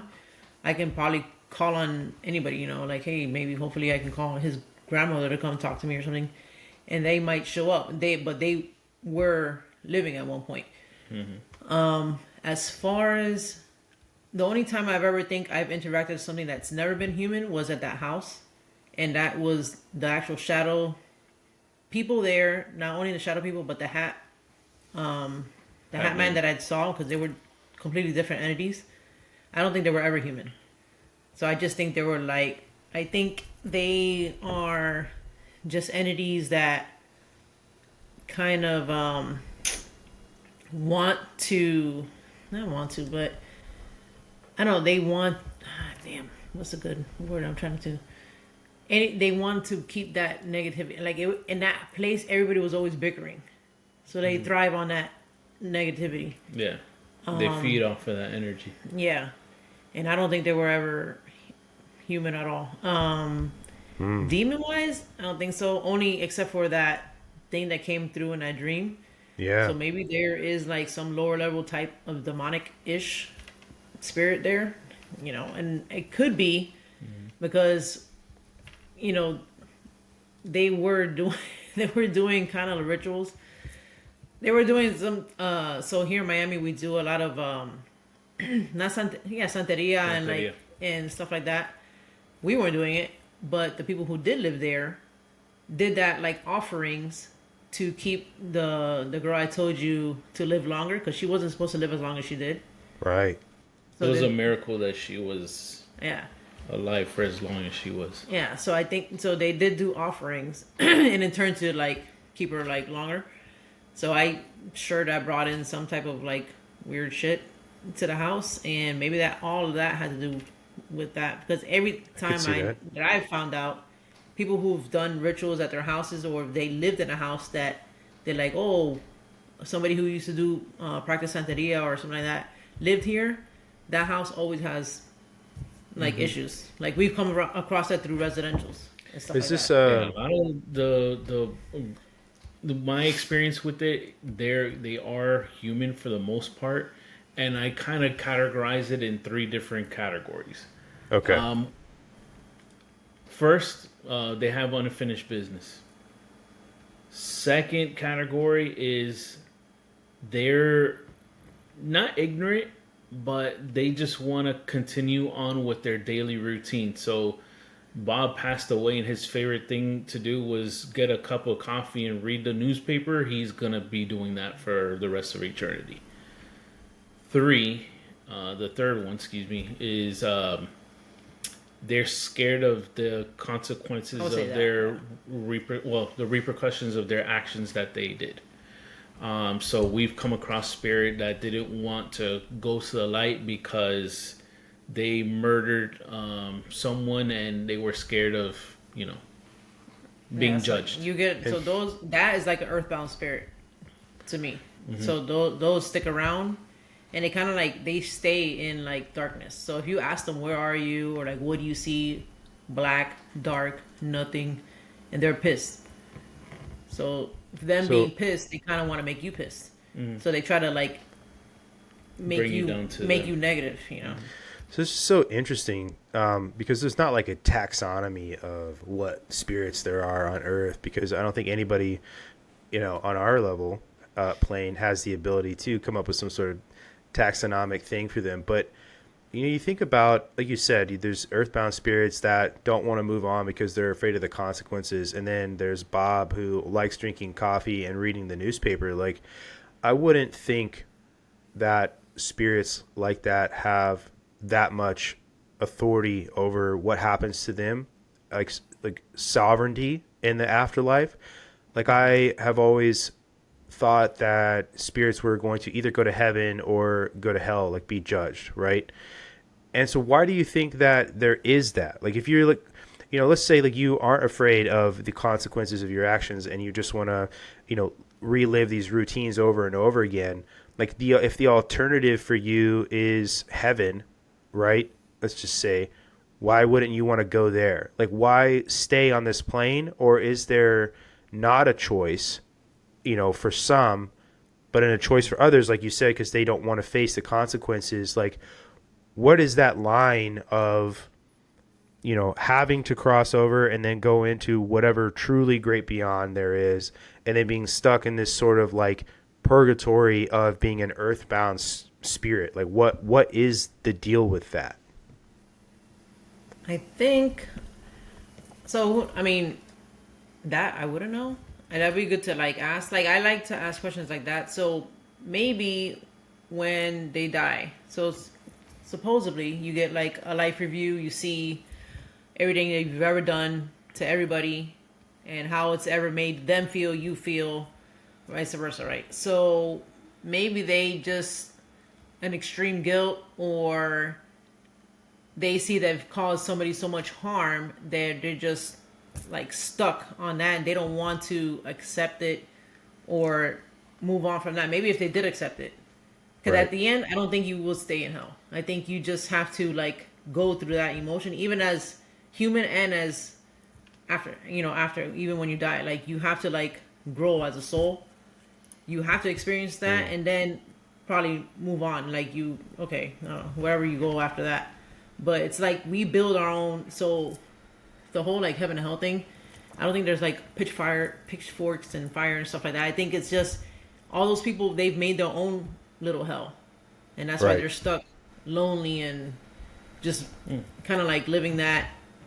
I don't know, that maybe they live that on a daily basis, and I think maybe that's why sometimes you get residual things. Maybe sometimes at 1 o'clock in the morning you hear like a gunshot, bam, because that happened. Maybe they're reliving that whole thing. Maybe that's part of residual hauntings on top of that. Right. Battlefields, stuff like that, where you see, yeah. That Yeah. I just think it's intriguing and thought provoking to me, because it does make me wonder. This is like a debate you get into with like people who are very Christian, right? And I only say Christian because I've never really debated anybody or talked to somebody who's like Jewish or Muslim about this sort of thing before. That you speak to somebody who's Christian, they sort of refute the idea of ghosts and earthbound spirits and things. Like, they would say the things that you guys are making contact with doing EVP have to be demonic, because if you're dead, you're either judged and you've moved on to heaven or to hell, right? But then you talk to so many people, and I've watched enough documentaries and then talked to enough people who do paranormal investigations, almost everybody sort of has a very similar set of viewpoints to what you guys have said, that there are earthbound spirits that were human at one point, So it has always been very thought provoking to me to wonder, like, why one would get stuck in sort of this in between? Like, is this the idea of purgatory that has eventually became, developed and made its way into Christianity, specifically like Catholicism, and to be honest, I wouldn't know if other main religion, or not necessarily even mainstream religions, but religions have a sort of purgatory in their belief systems, whatever they would call it in that. And if, right, you said this hell they're stuck in because I think there's like an older interpretation of like the Bible and hell, and I could be totally wrong. People listening, if I'm wrong, let me know. But that it's actually just means separation from God, and obviously if you're stuck here on earth, you're separated from God. You're not with Him in heaven, right? And obviously that's being stuck here on earth. Again, to a Christian would be different than being in hell, right? You need to talk about hell as just like it's this physical place, right? I don't think it sits beneath our feet, right? I think it is a whole nother plane of existence or whatever it is you want to call it. Mm-hmm. So it's always interesting to me to wonder why something would be stuck here, because I do think that there is evil, and I do think that there's good, and I think that there are personally, like Brandon's beliefs is that there are ghosts, right? And I think that there are different kinds of hauntings, there's residuals, like you said, there's poltergeist hauntings, and there's all kinds of thought processes behind why poltergeist activity happens. And then there's other sorts of things that seem to be much more nefarious and insidious, sort of like your dream, right? That seems to be coming from something that wants nothing but to hurt you or to cause you fear for whatever reason, And then like something like these shadow figures or like the Hatman, like you said, right? There is so much more to that than just spiritual. Like there are people who in this UAP community that experience these beings as well, that they're almost like an interdimensional guardian, right? And not necessarily, guardian might not be a good word, because a guardian could invoke the feelings of wanting to protect you from something, but more so that it's like a objective defender of something that is between us and the other side, and that it is maybe not good nor bad, but because if I'm providing security somewhere and you're walking up on me, I want to invoke in you fear and trepidation about coming through here, right? So I'm going to do that to you as a deterrent from you to come toward me, right? So that's a tactic that I would think of as somebody who does security, right? Not saying that the Hatman is a security guard of the afterlife, but like there's all these weird there are all these other thoughts about these sorts of beings, shadow figures, things like that, So I just always have found that very interesting, like why they're here, what caused them to stay here, and then is there actual truth into talking a ghost or spirit into moving on, right? Because that's always a thing you see in TV shows, and then I've talked to people before who have said that they helped the spirit move on, whether that was facing the consequences of their decisions in life, or moving on from, maybe they have an attachment to somebody who's still here, or a place that they're very attached to that's still here. I just don't know. And it also makes me wonder too if the answer isn't just one answer, but that maybe it's different to whoever is doing the looking, if that makes sense. True. Mm-hmm. So talking about moving on, so that particular, say in that one scenario they were talking about of the person that shot their son, and they were in fear of moving on because they didn't want to deal with whatever they thought they were going to deal with because of that action. So I think it was a murder suicide. Gosh. I think he shot himself, and I think he shot his son and he shot himself. That's what we got from the answers. And that particular spirit, so I had asked, do you want us to pray for you? So a lot of times when people are moving on spirits, it's because, but it's kind of their own will. You have to ask, do you want us to pray for you? Do you want us to help you move on? And it's either going to be yes or no. That, in that case, they said yes. So we did. What so happened? I started I don't know. I just started saying I was saying Our Father prayer, going over, and then just calling on Archangel Michael to help them see the light, or maybe I was saying if you see like a light. If you see a door open, if you see a light, just go towards it. Stop trying to be here. And because it seemed like that spirit was holding the child spirit with them. Mm-hmm. Maybe Like, out of guilt. literally still holding on to that, holding on to them. So, because they were telling them to like stop. That kid spirit is what first started speaking to us until that adult spirit said to basically to stop talking to us. And then that's how we ended up starting getting answers from that spirit. And we figured all that out. It took a while, but that's the direction it went. And then, but it actually said, yeah, like pray. I said, what do you want? It's like, pray for me. So I just started praying. Wow. Yeah. Well, we're talking about experiences you guys have had. I would love to see some new footage you guys have gotten since the last time we've talked. I know other people would too. So we have talking about Earthbound, and doesn't have to be necessarily be something that's tragic or that's stuck here. It could be. I'll give you an example. So I'm gonna show you Florence. So it's somebody's grandmother. Okay. Who's apparently always around this lady who was at one of our events. Her name was Jen, and it's that lady's grandmother who ended up showing up on a picture. Oh damn. Yeah. So let me see if let me get that. What I'm gonna do is let me find it now. Oh yeah. Hold on. How do I do this? Why can I not do this? Should be a share button, and then it should show you different tabs. Try to open it up first, like set it up. Oh, Lord have mercy. What the heck is this? Oh, okay, here we go.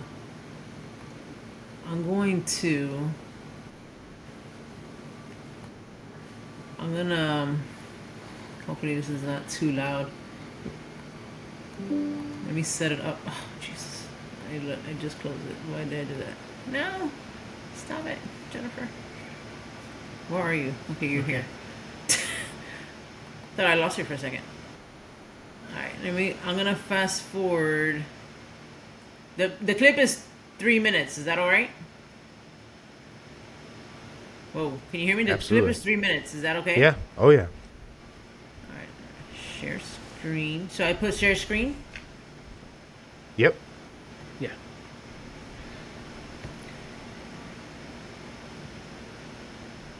Should Also give you like a audio, right? So this should be on. There we go. Can you see that? Yeah.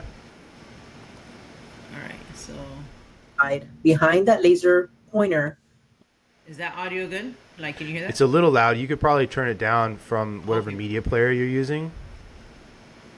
Let me see. Right there. Yep. Oh yeah, that was you like muted it. super loud. Sorry. Yeah. No, you're good. Other side of the door, looking at us, and she was asking for spirit to manipulate the laser grid that I had Is that good? That's good.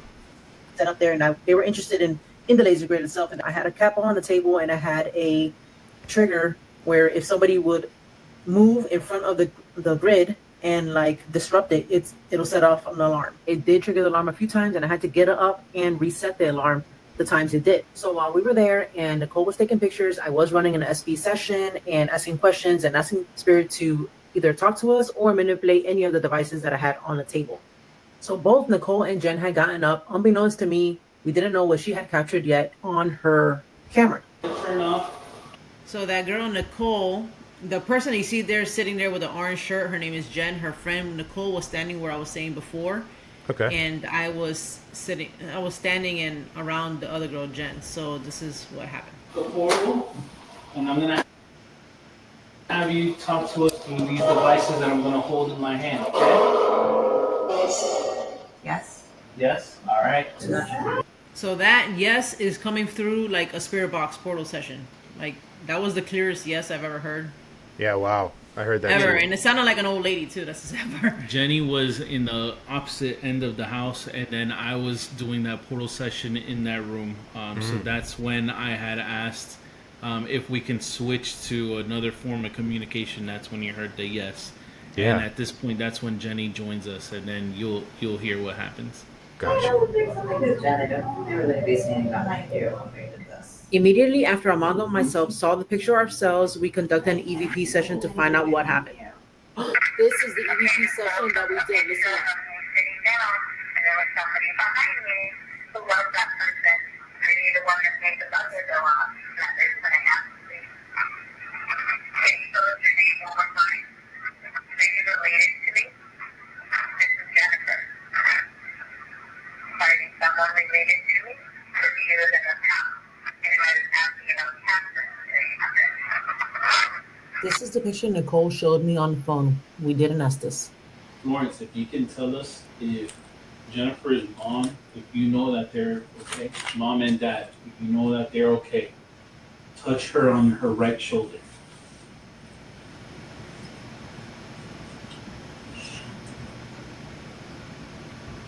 Are you recording that? Mhm. Thank you. Thank you very much. That'll make Jen feel really good. Florence, are you mad that they snapped a picture of you?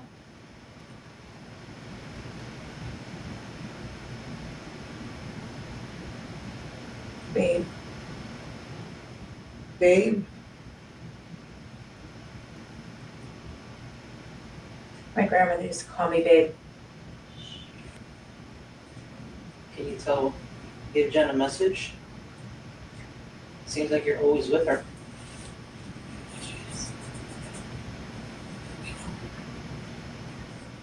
If there's any messages that you want to give to Jennifer, we will convey it for you. Nicole's recording it as well, that Jennifer can see it for herself. The first two photos are the original pictures that Nicole took without her lightening them. These following photos are the ones that I had lightened to see what was caught on camera and so you can see the picture more clear.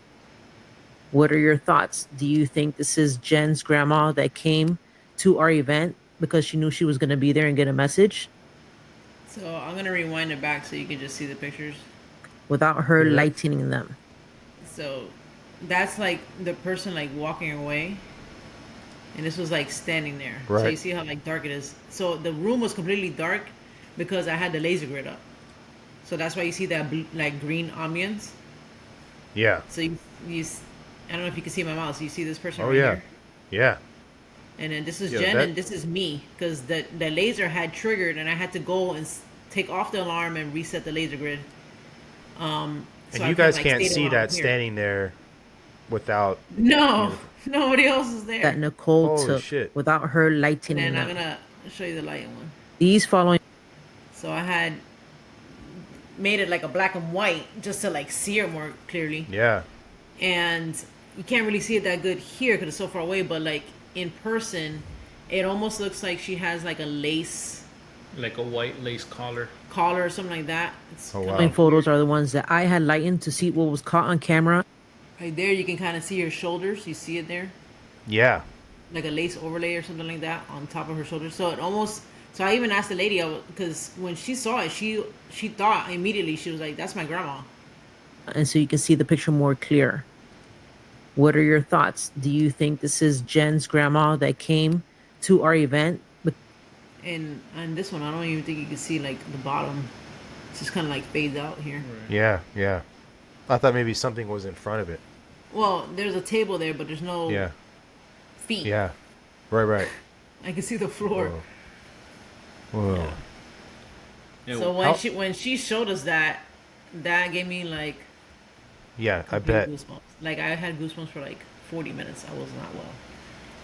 What was awesome though was when I was doing the asking the questions, and I had asked her because she was wanting to get some type of communication about her parents. Okay.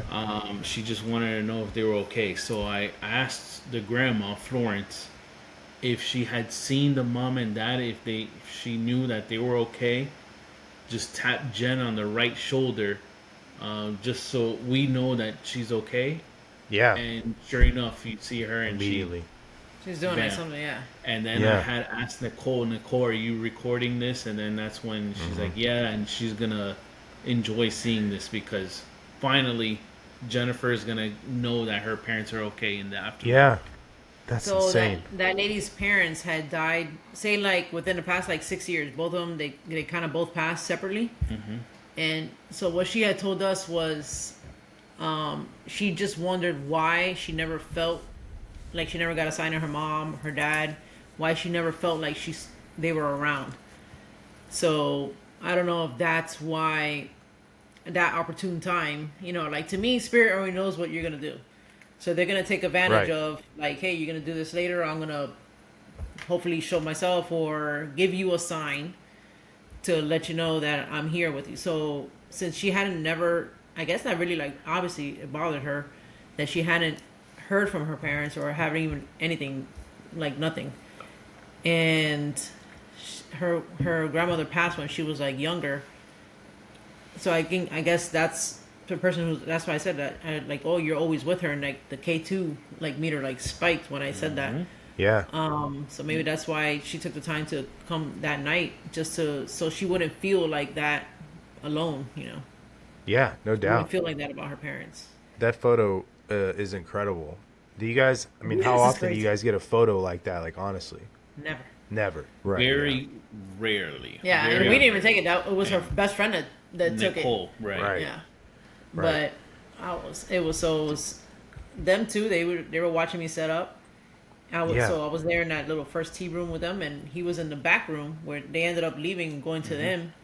I was setting up And that's that it. portal radio that you heard the yes come Mm-hmm. out. I was in there the whole time setting that thing up.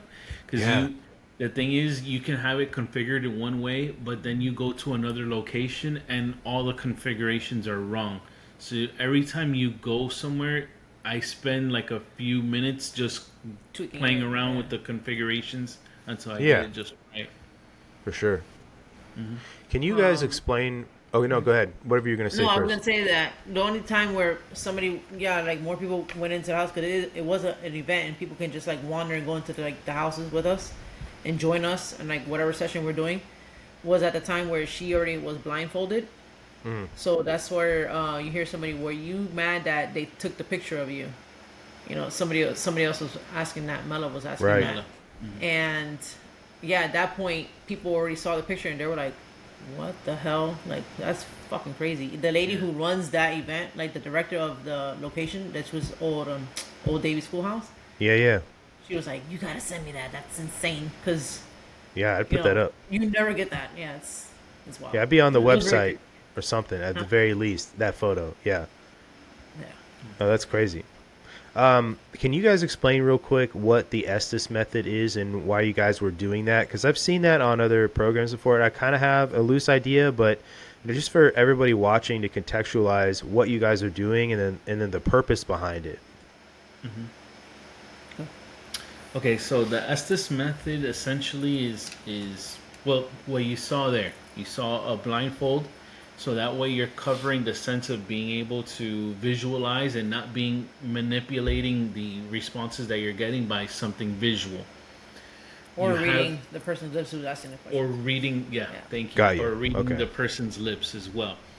You have your headphones on that are they're essentially soundproof. Okay. So no outside noise you would hear anybody outside. All you're hearing is an SB7 or a spirit box. It's what it's called. And what that little device radio. is doing, it's just constantly sweeping through radio stations. Right. And constant sweep is creating white noise for spirit to be able to communicate. Okay. Depending on if you change it to AM or FM and a sweep rate, you can configure it to however you like it. Slower, fast. Right, and that's what's constantly being played on the headphones. So on top of you having headphones and not being able to hear the outside, all you're really hearing is that radio. So there's no way to manipulate.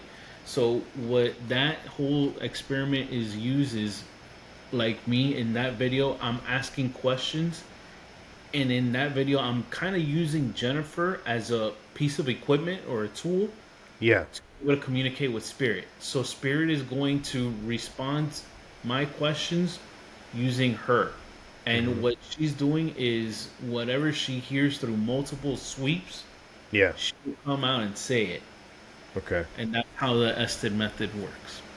Got you. So I've seen themed in a lot of other people's like books and their experiences with the paranormal and conversing with spirits. that there's almost like a I don't want to say universal, but like a set of rules that they have to follow in communicating with people, and that those rules say that they can't always be can't pull the curtain back on Oz too much, I guess would be a way to say it. And so sometimes what gets said or shared isn't exactly honest. And there's a lot of speculation on why. There's some sort of protection for you on this side, or that there is like something mischievous on the other end, why they're not being honest. Have you guys ever encountered anything like that, like sharing of information with you, and then you kind of figure out that it's not exactly honest, but some of it is enough to where it's almost like convincing, Yeah. We've had that conversation before, actually, where it's kind of like they can't tell you the full truth. Really? No, but I mean, like you're referring to more like a spirit that's like saying something, maybe like something you want to hear. You broke up for me. You broke up for me pretty bad there for a second. Do you want to rehash that? No problem. Was it what you're asking? Is it more like a spirit trying to say something or answering back, thinking maybe like what you want to hear? Maybe, or they're trying to build trust with you. Okay, so I mean, we kind of had a scenario of both. We had he whose name will not be mentioned. I'm just not gonna say his name, but there's a spirit next to that house. Only you because encounter him often. So yes, so he's the one that growled at me. So he's next door to that house in that place actually, and for many a time, everybody's always like, "Oh, this is so and so," and he's over here in this attic and that. And there was a medium that came in, and she's like, "Whoever you think you're talking to, that's not who you're talking to." And when that person said that the whole thing turned like it went bad and went negative. Get that bitch out. Get out of here. All types of crazy shit. And we're like, oh, we figured you out. Because I always kind of had that little sense too. And so it don't like me ever since that. So got you. Last time I had went in there, well, we had went there recently, but prior to that, that's where I got growled at.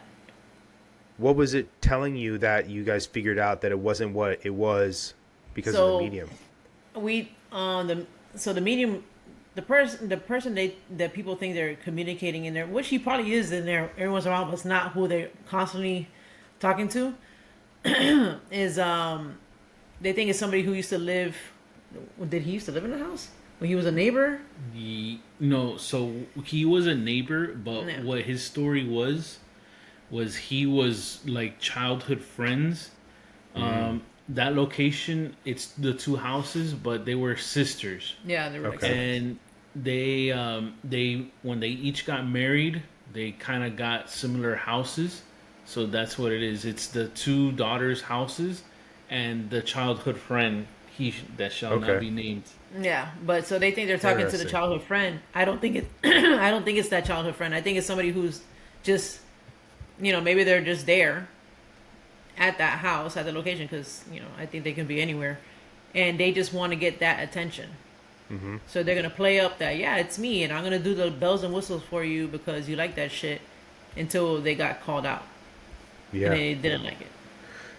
Interesting. So you guys use the basically Lord Voldemort thing for whatever this is. Do you guys know its name and refuse to say it because of what it might invoke, or do you just say that because of its dishonesty with you? Both, because I feel like there's a lot. There's a lot ago, there.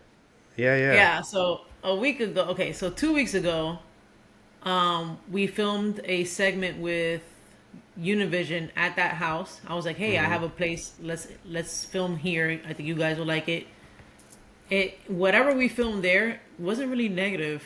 Like I thought it would come up because of that person. Supposedly it was kids. I'll take it.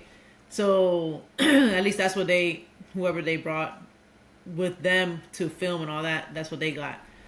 But it wasn't negative. But the week after, I filmed a pre-record with my co-host, Joy.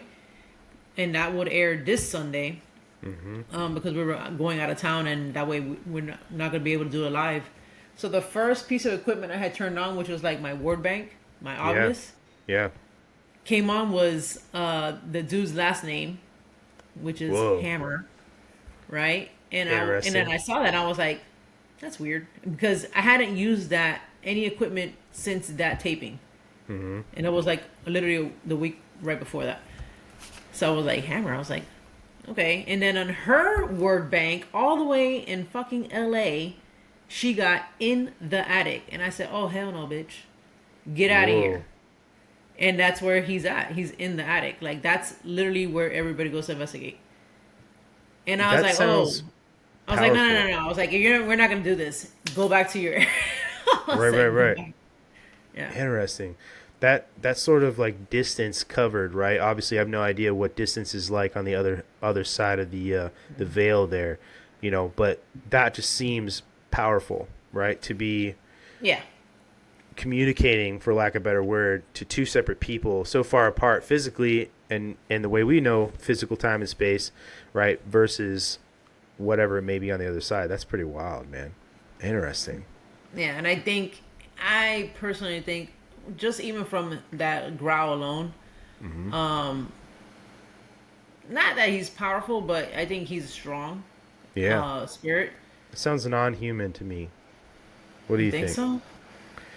Just from my personal I- opinion and like whatever I know. I mean, you guys are more into this, like into the weeds on knowing this stuff and your physical experiences and evidence, right? More than I. Like my exposure to is whatever I put in front of me, whether it's books or TV shows or talking to folks like you guys, right? So, like, to me, and I guess whatever internal beliefs I have on all of this stuff, that sounds non-human. But I mean, I'm not saying that that's the answer. That's just what Brandon's opinion is, right? I've tried to do a card reading on it before. When the hell did I do that card reading? Actually, I did it right after we found out, or when those ladies called it out and said that you're not who you're pretending to be. Right. I did it after that, and I did it with a deck that I use that's normally for like mediumship. Okay. It's not like a regular tarot deck or anything like that. And the first thing that came out was like a crown. So like, this is my house, like type shit. Like, this is my house. Everything was more like, I'm gonna show you type thing.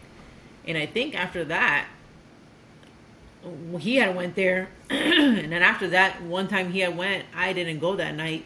And when he came home, he felt like he had brought something right back with him. Yeah. And I didn't let him in the hitchhikers, house. I had to huh? like clean them outside. I told her, I was like, hey, I don't feel right. What happened was within, like, I would say like 2 or 3 blocks of leaving there, I was at a red light Okay. and it was nighttime. And you've been down that road, you can, at nighttime, it's lit up really bright. Yeah. It kept looking like light, dark, light, dark, light, dark, light, dark. Like something was And moving then in when a I was circle. around finally you. able to focus on what it was shadow figures running around my car. Yeah, he had called In me, circles. and he Whoa. said, I thought I saw something like go in front of my car. What? No, the yeah, hell? Yeah, that sorry. little down the road, like I was getting off of the exit to go home, and I slowed down because I saw like something run across the exit, but it was a shadow figure, is what I ended up finding out. Dude. As I was getting closer, because I almost saw it like looking at me. So then I'm on the phone with her, and then she's like, when you get to the community, stop before you're even coming up the driveway, and we're gonna like take care of you on the street. And that's what I did. I'm gonna And cleanse you then, outside. I don't care what neighbors think. Right. yeah, cleanse. We did a full cleanse prayer. Like the kids showing up And- with dirt all And over then their shoes. after that, it's kind of where I'm like, you need to do this. You need to do this wherever Yeah. the hell you go, because I at one point I was like, why is it so easy for you to like Get yeah. fucked around with? You know what I'm Yeah. saying? Yeah. So it just, to me, it always goes back to like I said, I grew up. My mom, again, super religious, Prayer every night, stuff like that. So I don't know. Maybe you're stronger you are in faith. Maybe that's also like I agree. builds up some type of protection, obviously. And I think that's been what's always been with me, anyways. So Yeah. So I'm gonna give you my like goofy opinion on that, and then I want to see some more of you guys' evidence because it's always really good. But I just like when you think about spirits on the other side, sort of about like the way you think about like aliens, right, or UFO. Like there's with aliens, there's almost like inherent espoused idea to it that they have far more advanced technology than us, and that they're like living in the future, whether for real or like just the way they're living, right? And there's all these like assumptions with this kind of stuff, right? That you just think that that's what they're going to be like. Your interpretation, like aliens are super advanced and they live in these super advanced societies and they travel through space and time and they can manipulate all this stuff, right? And like spirits, right? It's like what on earth is the point on the other side where you like almost is like it seems like the assumption there's like a higher level of like almost like sophistication and I don't want to say behavior, but almost in like the way they operate. You would think there's like this more sophisticated way because to your point about the story before is like your friend in LA is getting an EVP related to you while you're there in Florida doing the same thing, right? So it's almost like a more sophisticated way of communicating or whatever you want to call communicating. But then you're sitting at a red light and these shadow figures are running laps around your car like idiots, Like what is the point here? You know what I mean? Like what sort of it just seems childish and pedantic to be running laps around your car and like it does. It almost just seems like taunting you, which it very well could be, right? Yeah. I can be where you're at, and like I'm just doing these laps around your car. It just seems like I don't know, childish. It's just kind of interesting. Definitely taunting with that particular spirit it's totally that. Yeah, like that is the energy that person gives off. I get definite like bully vibes. Super bully, yeah. Yeah. Okay. Off of that particular individual. Right. Mm-hmm. Okay. I mean, yeah, that's just so interesting. It's like you think that there's this like level of sophistication and almost like something you can't comprehend because you can't see it, so you don't know. And I think that like us as humans, when we don't understand something, we just automatically assume that the thing we don't understand is kind of convoluted and maybe a principle that we just can't understand, or an idea that we have to have a higher sense of intelligence to grasp, but then they're running laps around your car. You kind of get what I'm trying to say? It almost just like those two things seem kind of weird, but I want to see some more stuff. Yeah. All right, let me. While she's loading up the next clip, what we used to get told a lot when we were first starting off is if spirit passes and they were a-holes when they were alive, chances are there's still going to be a-holes in the afterlife as well. Makes sense. Yeah. Makes sense. The more things change, the more they stay the same, right? Yeah. Yeah. So let's do Clay County. What? Can you show them as more of a proof of like picture taking, how rare it is and how you got that one? I think, did we ever show you I think I did show them that last time. Did we show you the shadow figures in the middle of a field? Women's? Like in the middle of like nothing in a field? I think you guys did, but you're more than welcome to show it again because I mean people probably are going to go back a year and there's a lot of new, not a Clay County. That's a picture. A lot of new listeners too. Clay County. We're gonna show you Clay County instead. All right. Okay. All right. This cool. was all show this me year. Clay County. Just going back in just further cementing how rare it is to get like an amazing image when you're taking pictures. Hold on 1 second. Oops. Share. All right, so this was our friend of ours, Thaney, who went up with us with this trip. Again, Black Smoke is the one that invited us to go to this jail in particular. and everybody at the time was at War Party. They're not with War Party anymore. Okay. We're still with War Party, obviously. But so it was Black Smoke, Thaney, Kindred Paranormal, who actually lives over there by Trenton. We'll see them this weekend, hopefully. And then us. So there was a lot of people for a small jail, and we split up. So Thaney and ourselves went to this. This is what it looked like originally. Can you see that? Yes. So just so you see, like the built 1894, used until 1972. And it's second oldest jail, first being St. Augustine. It is very close to St. Augustine. It's about like what, 40 minutes. It's about a 35-minute drive northwest of St. Augustine. So that's what Okay. it looks like now, Got you. with the addition in the back and stuff. Those are the jail cells right here.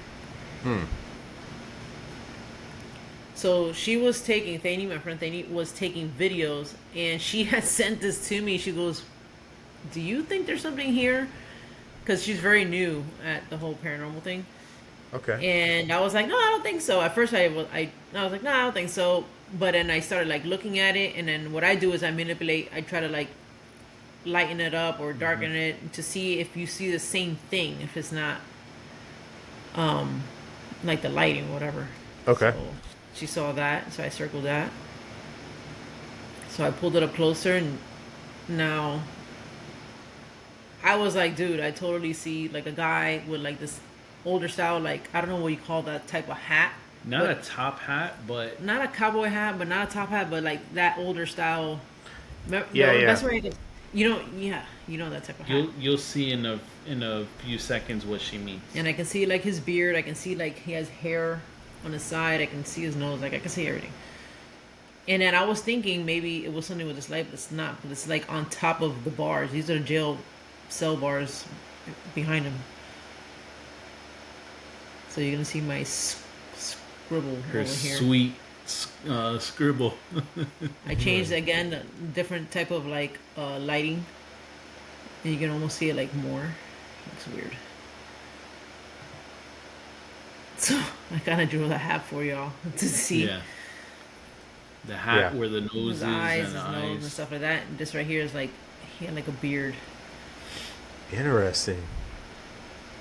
So back again without it, so you can kind of like do the little comparison. Yeah, the eyes look like sunken in. Yeah. They do. So this yeah. type I of was just style thinking hat. that. So this picture right here is the actual is originally like what. So that jail, there's a courthouse on that property, which I'll show you what the courthouse. That's what the courthouse originally looked like. So this is like the time era. Mm-hmm. So you see that style hat. So and then I looked up another picture. That's the courthouse. That's that same building. Now. So this was a time frame. So I circled two gentlemen here that have the same style hat, and they have. I couldn't believe it after I didn't know it until looking up these pictures that they had those beards like that. Yeah. That shit blew my mind. I was like, I could yo, totally what the see hell? that. Did I thought there was more clean shaven back then. I mean, it's kind of Right. clean, but it's still like a thick beard. I Oh, didn't yeah. know that.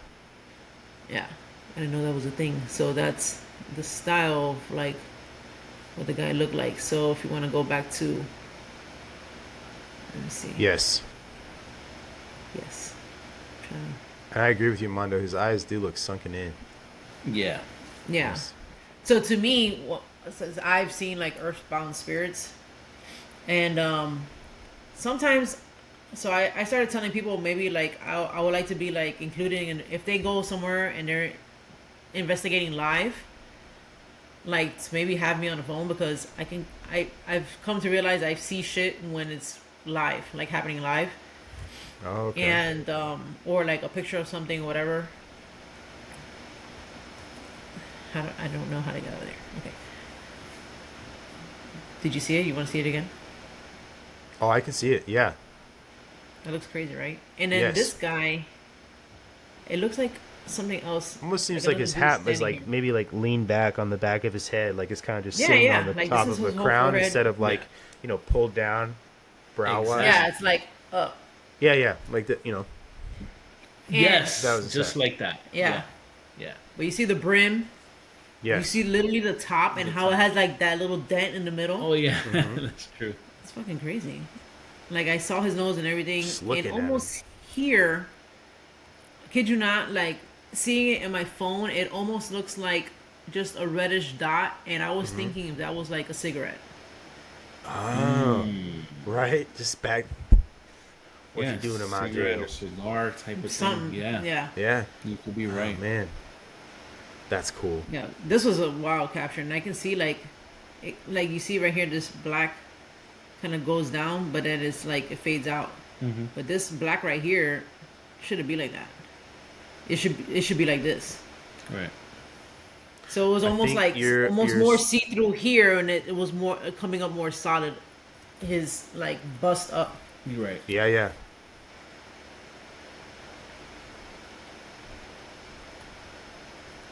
It's back. Yeah, yeah. That was cool. No, that's a good and one. That was one of the last jails that were hanging folks Mm-hmm. from there. Oh, shit. Okay. Yeah. Maybe that's the That was warden back there hanging out. I don't know, but the men's upstairs.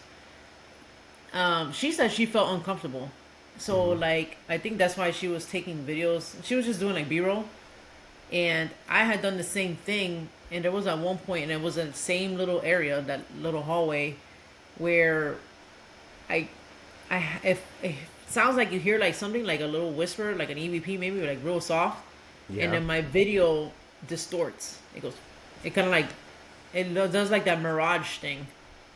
Like it distorts and it goes back to like normal, and it happened like all like, consecutively. Yeah. And it wasn't at the same time she took that video. It just happened to do it when I was just doing my own little B-roll. Right. Interesting. And Let's when we see had some- went to that jail, the first 30 minutes I was there, I was doing B-roll downstairs, and I heard like a woman going, ah! Like, it freaked me out because I thought somebody was inside that hallway with me, and all I was doing was like reading the plaques. Like there was like pictures on the wall, and it tells you like different history, all the names of the sheriff, Yeah. a whole bunch of stuff. And I heard that, and that came from like the back cells. So I was like only 2 cells in, and there was the rest of me. There was like maybe like 3 cells, and then 2 back end cells that had different type of doors, which are solid doors instead of like just the jail stuff. So I kind of like, I was like, what the fuck? So I went down that way. I looked. One of them was pure storage. It was like a whole bunch of like picnic tables folded Oh, okay. up, like Rubbermaid type of tables. And then the other one was completely empty, and that we ended up doing. I did an ESTA session in that room, but it was kind of weird there. So I don't know. And I guess just it was the women that was held down there, right? Yeah. That's what they said. And upstairs was the men's, and they also had a solitary there as well. Downstairs, No, in upstairs. upstairs. Dang. So, wow. To me, Did it was I- very active. Yeah. I went to the Montana State Penitentiary when I was stationed in Montana, and we didn't see anything when I was there, but my buddy and I, we were exploring like the area where there was the solitary confinement, and that we got just like the feeling there was just like terrible, and that's really haunted. I think Ghost Adventures did an episode at the Montana State Penitentiary. There was a riot there that led to a couple of deaths as well, and they have the gallows still set up there also. Yeah, and then I live pretty close to Alcatraz. I've always wanted to go there and do like the haunted tour thing. You should totally go. Yeah. I should, and I would have to luckily- go alone because my wife won't go with me. She's not about she's a lot more sensitive, and so she keeps her guard up pretty high, and she doesn't like watching scary movies. She don't like anything like that, going to haunted locations, or if she can help it, and so I'd have to go alone, but I would maybe I'd find a friend like let's fucking Yeah, do let's that. I go. mean, just Yeah. even take like the day tour or something. You don't have Oh, to yeah. take it, but I would just to see it. Right. Definitely. What else you guys got? What you got? You got more of them clips. Right. Gosh, got more of those clips. Hey, Joe Rogan, you got more of those clips? He's about to have some Trump clips. No, I know, but he's gonna blow up the fucking internet. I know. with that shit. I have a cool one. Do you want to? Should I do the? You can probably hear the fireman thing with him, or am I saying Yeah. fireman? Let's do fireman. All right, fireman Tim. We're gonna fireman Tim it up. Timmy. Timmy. Let me Tim see. Waltz? No, he was never a fireman. You never know. It's already started wrong When enough. I got up, that was Yeah, in we my can head. just rewind I'm this. gonna rewind it because there's a whole bunch of. It's like it's a procession of like what happened. So to tell you what's going on here, we were at Yesteryear Village, which is West Palm Beach, and we had invited another group to investigate that night with us over there because they had never been there and it was like a private. So one of the ladies that was with the other group, I'm assuming she's like a medium or she's a sensitive or something, but she was like, I keep getting like a picture of like a jacket and like, you know, like it had like two like bars on it, like a captain's type of jacket. And she was like, I saw an American flag. And then later on she was saying, she goes, I keep getting this like song. And then this is My Hero is from Foo Fighters, if you know that song. Oh, okay. I thought it was kept getting like that song in her Iglesias, head. My Hero. Yeah, so I told her, I was like, when we go to this place, because we had met at dinner first, I was like, I'm going to take you directly to where I think you're being directed to, and then it happens to be the firehouse, and then there is a plaque for a guy who used to be a captain of a... They passed in a line of duty. Yeah, I forget what damn. squad it was, but his plaque is there at that place, and he was a fireman, right? So he has come out for us before. So I think that's what she was picking up there. So I had asked, Right. were you telling her that you wanted to hear the song? So I was using dowsing rods here, and it goes Okay. to it crossed the X and it I said wish I could play that's a that yes. song. I really do. I don't know when the sky passed, but that's What's the play with me? it's Foo Fighters. I don't know if that's the name of it. Was that Here Comes My Hero? That's That who one. I. Oh, That's yes, how yes, he yes, yes. started talking to me today. Uh, When I got up, that was in my head. yes. Okay. I'm going to play a song, okay? Are you ready, Tim? No way. Yo, I got. Well, you Shit. Oh yeah, so the REM pod went off when I was like, "Hey, I'm gonna play this song for you." So that's Yeah. that thing that you hear Like going. excitement. Yeah. Can you tell me yes or no? Do you like that song? That will forever be your Dude. song as far as I'm concerned. Look, it went to yes. Tim, did you like that we played that song for you? Was that considered your song?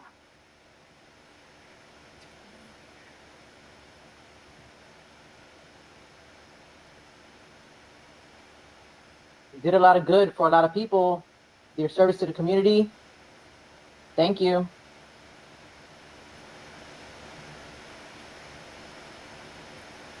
Just need like something up.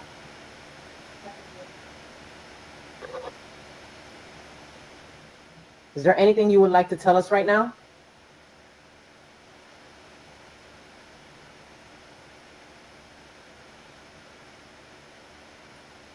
There's nothing that lights up red over there, right?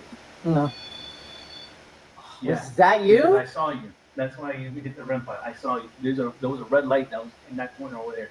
And you know, I turned to see exactly what I'm going to do on them. I did.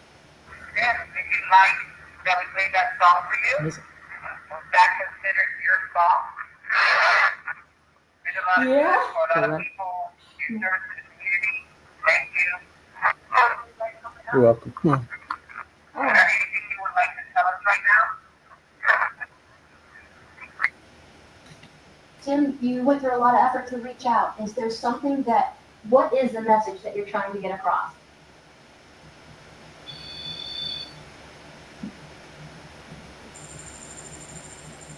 Is there someone you want us to say hi to? Oh, okay. Is it a family member? Is it a friend? Is it someone for her? For Mickey? Who was that? Yeah, I saw a light. I think it was lightning. It was lightning.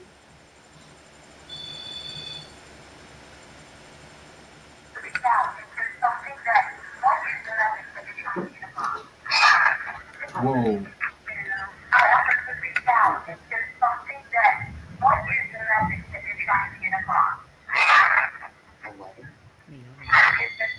Eleven. What? 11 something. Hold on, let it play out. You have it. 11 unit? I don't think it says 11. Because I did ask him what station. Oh! Oh, and it's going off. Okay. I think it says you have it. Yeah, you're right. Got to. What? You have it. I hear you have it. I don't hear 11, you you have it.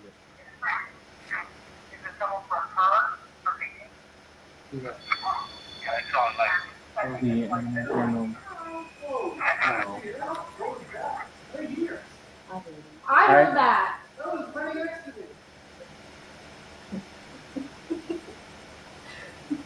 Fuck, that shit is answering on there and on that. Like, it's, don't erase any of that. No, I'm not.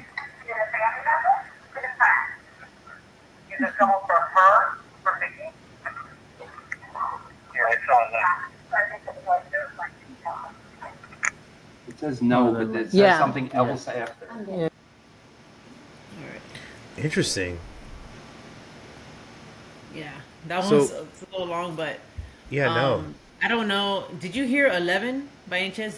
Could you hear that through the EVP? Did it sound like I 11 to thought you? that it was 11 at first, and then also what you said, like maybe the second time it played, it did sound like it could be you have it. So I don't know. I thought I heard 11 first, like maybe engine 11 or Who knows? unit That's 11. what I was thinking. 11. It has to be some type of relevance to that number, according to Captain. But that Captain has come out for us a bunch of times. There was even one time, unknowns to us. Yeah. There was actual members of the West Palm Beach fire department there. Wow. And At one of the events. Yeah, at one of the events, and I was asking Captain, "What's for dinner tonight? Are you cooking up steaks?" And it was like, "Yeah," or "Yes, I'm making steaks," or something to that effect. And they were like, "Oh my God, it sounds like him." And I stopped doing the session, or I stopped like doing the playback, and the guy was like, "Hey, we're active firefighters. And the guy that you're talking to, that's our captain. And we recognize his tone of voice." Yeah, that's And crazy. he said also that he would make steaks for them. Yeah, he would make Right. steaks for them. Yeah. Wow, that's awesome. What was his? Do you guys remember his full name? No. I'm sure I have a picture of it somewhere. I don't know it off the top of my head. I was just- Captain Timothy. I don't remember the last name. I was gonna say I was gonna try to look it up and see if maybe like there was a specific engine he was on or something like that. Maybe that was 11 or I don't know. That's interesting. Oh man, I don't know. Just trying to support I would the have to hypothesis go- over here. Nah, you're good. Let's do one more and then we can wrap up. I know it's getting late where you guys are at. Yes. Okay. Let's do one that we did last night for the field trip. Oh, Okay. cool. Heck Okay, yeah. so we had a field trip at the Deering Estate that is for a forensics class. Why am I not? Okay, here we go. Let me see.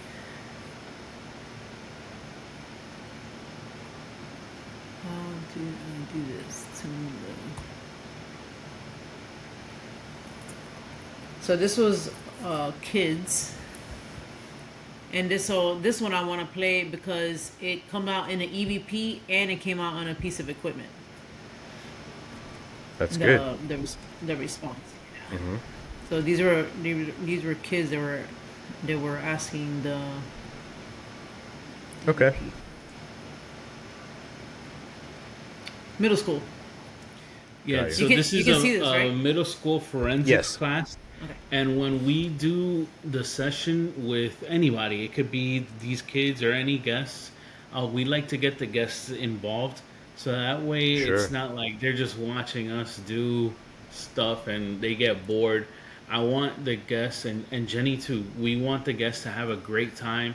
Yeah. So we'll have them hold some of our equipment. We'll have them ask questions for the EVPs or do a SB session or something like that.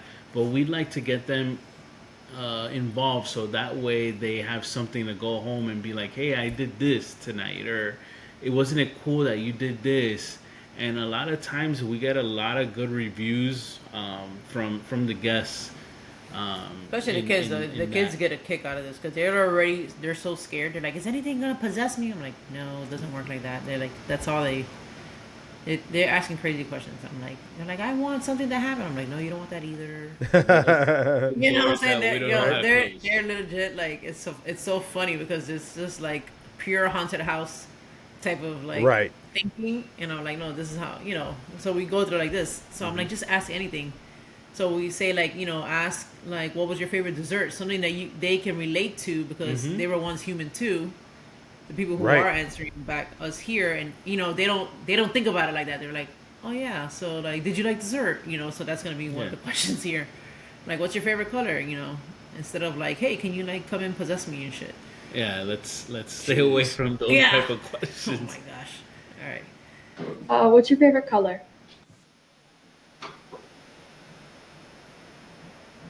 Do you like ice cream?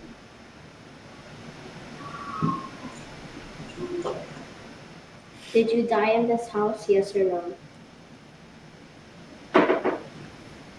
It's wood floors, so you go ahead. Do you like living here?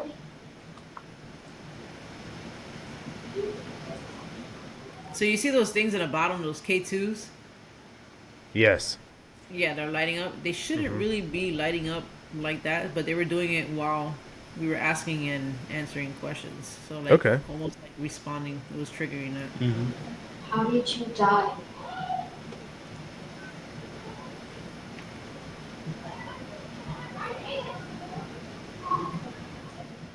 Alright. What's your favorite color? Do you like ice cream? Oh. Did it say red? Yeah, I heard red. What's your favorite color? Do you like ice cream? What's your favorite color? Do you like ice cream? It says red. It says red on the thingy. Nice. You see how that's how it can respond through there. That's cool. You see? Yeah. So you're gonna see it red. It answered on this device that I gave this girl, which is a word bank, and Spirit can use that to respond. And it also said it through an EVP because that's what she said. She goes, "Did it say red?" So she heard red. I didn't even have to like tell them that. Like they heard it themselves. All right, sorry. We asked what your favorite color was, and we got it on that device too. So I'm gonna replay this. What's your favorite color? Do you like ice cream? Yes. Oh, that's smoky. So and also they liked ice cream. Yes. Who doesn't, bro? That was a cool Who one don't? too. Did you live? Wait, where was it? Where did you live? And it Where said did you by leave? the ocean. And it said no, by the sea. Oh, by the sea. And that house is literally a hop and a skip away from the Atlantic Ocean. You see the ocean. It has a they call it the basin. Yeah. You know what? Let me see if I have a picture of that. That's awesome. That is the Deering Estate. That's a location that's near and dear to our hearts because that was the very first place that we investigated as a couple. And she's gonna show you a picture now. So that house is this house. Okay. Well, that's the guy's main mansion. Yeah, and yeah. Right here is nice. the little house where we were at. This is his backyard. Oh, okay. That's nice. So Brandon, what's cool about it? Point to the stone house. So the third floor of that building, right here, that little top. the third floor of that building, since that you don't see a lighthouse there. The third floor, that the Mr. Deering, he set it up so it's all lights and it can guide the ships to come to the bay. Yeah, because there used to be a lot of shipwrecks all That's over pretty this cool. area. Yeah. The stone house. So the place where we were at, we were in the kitchen. And the kitchen of that house used to, I'll show you what it looks like now. That house where we were at now, well, what it looks like now is like this. Okay. And this is what it originally looked like back in when it was first constructed. freaking Pine Barren times. I see the big difference. Yeah, so that's all Florida pine wood. Yeah. Oh yeah. In that. So they built up the location to serve as the first inn that was serving the whole Coral Gables and going on to the Keys The area. Keys, that was the only little. That was the only location.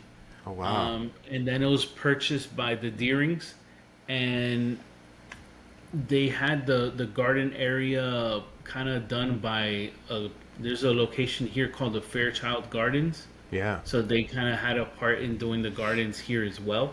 Mm-hmm. But Mr. Deering, he was fearful for that property catching on fire because there was a lot of forest fires here, and a lot of locations that were close to it would catch on fire. And that's when he built the stone house that she showed. Yeah, because all the houses Gotcha. were made out of wood, so he was just like Yeah, yeah. traumatized, I guess. Mhm. Yeah. Yeah. So he Wow. made that stone. Well, the stone The house. stone house. With stone house is the one with the lighthouse, and it's literally like limestone. That's it right there. The That's limestone. beautiful. That's it's- beautiful. Like, this place is gorgeous. Yeah. Yeah. Well, guys, I appreciate you coming on again and sharing. I know we said last time when we were on that we would do it again, and we did, but it was a year later.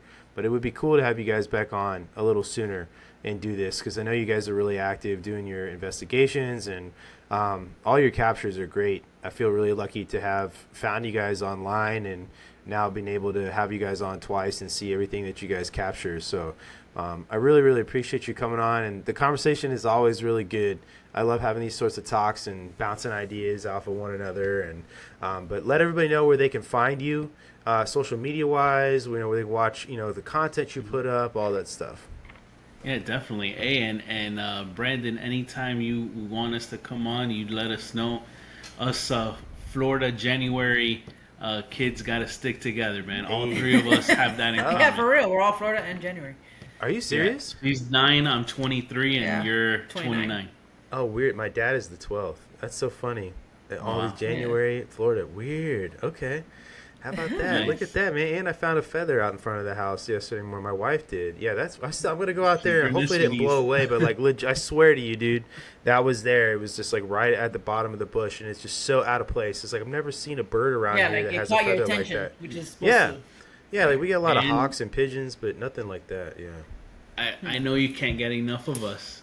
So For what sure. I did was I sent you a DM of that investigation that I was telling you. You'll see it on your I see it. message. Oh yeah, you'll watch Yeah, it. yeah, yeah. Okay, I'll watch it. So where you can find us at. So every Sunday we have the pleasure of hosting a show called Spooked Coast to Coast, where Yeah. you may see a familiar face, Mr. Brandon, as one of our previous guests. We That was had a an fun amazing conversation. time where we actually saw his home from Germany, that was so right? cool, yeah. Which was Yeah. awesome. Joy had some weird obsession with like going into maps and actually I know. visualizing it. Let me see the maps. Right? It's like Which was that. kind of cool. It's like that scene from Friends where Joey has to step on the map to be, and he's like, "I got to get in the map." If are you guys familiar? Yeah, that's her. Yeah, am I nerding out That too was much? her. Yeah, yeah. That was an That was a awesome good time, but conversation. That was. Yeah, I would thank totally you. come on and do that again. I love just conversations yeah. like this in general. Oh, yeah. Like this is definitely these sorts of conversations are a tenet of why I like doing this in the first place. So Awesome. No, Yeah. and we'll definitely love to have you back, and we'll love to be back on. for sure. So yeah, everybody, you can catch us there Sunday at 6 p.m. Eastern, and then you can always be Team Rewatch. That's awesome. You can So catch that's on that our YouTube? on our YouTube 305 Paranormal, just like that. 305. 305 Paranormal, and you can find us as well on Facebook and Instagram. Heck yeah, And TikTok. But I'm And barely TikTok. on TikTok. I just kind of like yeah. repost on TikTok. I stopped using TikTok a while ago, but all right, guys, I appreciate it. And then I just want to give a quick shout out before I get off to all of our sponsors, Kill Cliff Protect. Redefine Violence. Man, I got a couple of Skull and Crossbones, coffee, and then the Light Sleeper. So you can find all the discount codes in the show notes, and then I will drop you guys' links in the show notes as well for your YouTube channel, Instagram, all that stuff, so people can find you. And then obviously you can find them on the Instagram page that I Came with Fire too, when we start dropping this podcast. So thank you guys, Jen and Mondo, for coming on and talking to me again, and I hope you guys have a good night and get to sleep in a little bit tomorrow, because I know it's hella late where you're at. So Yes, sir. Appreciate you.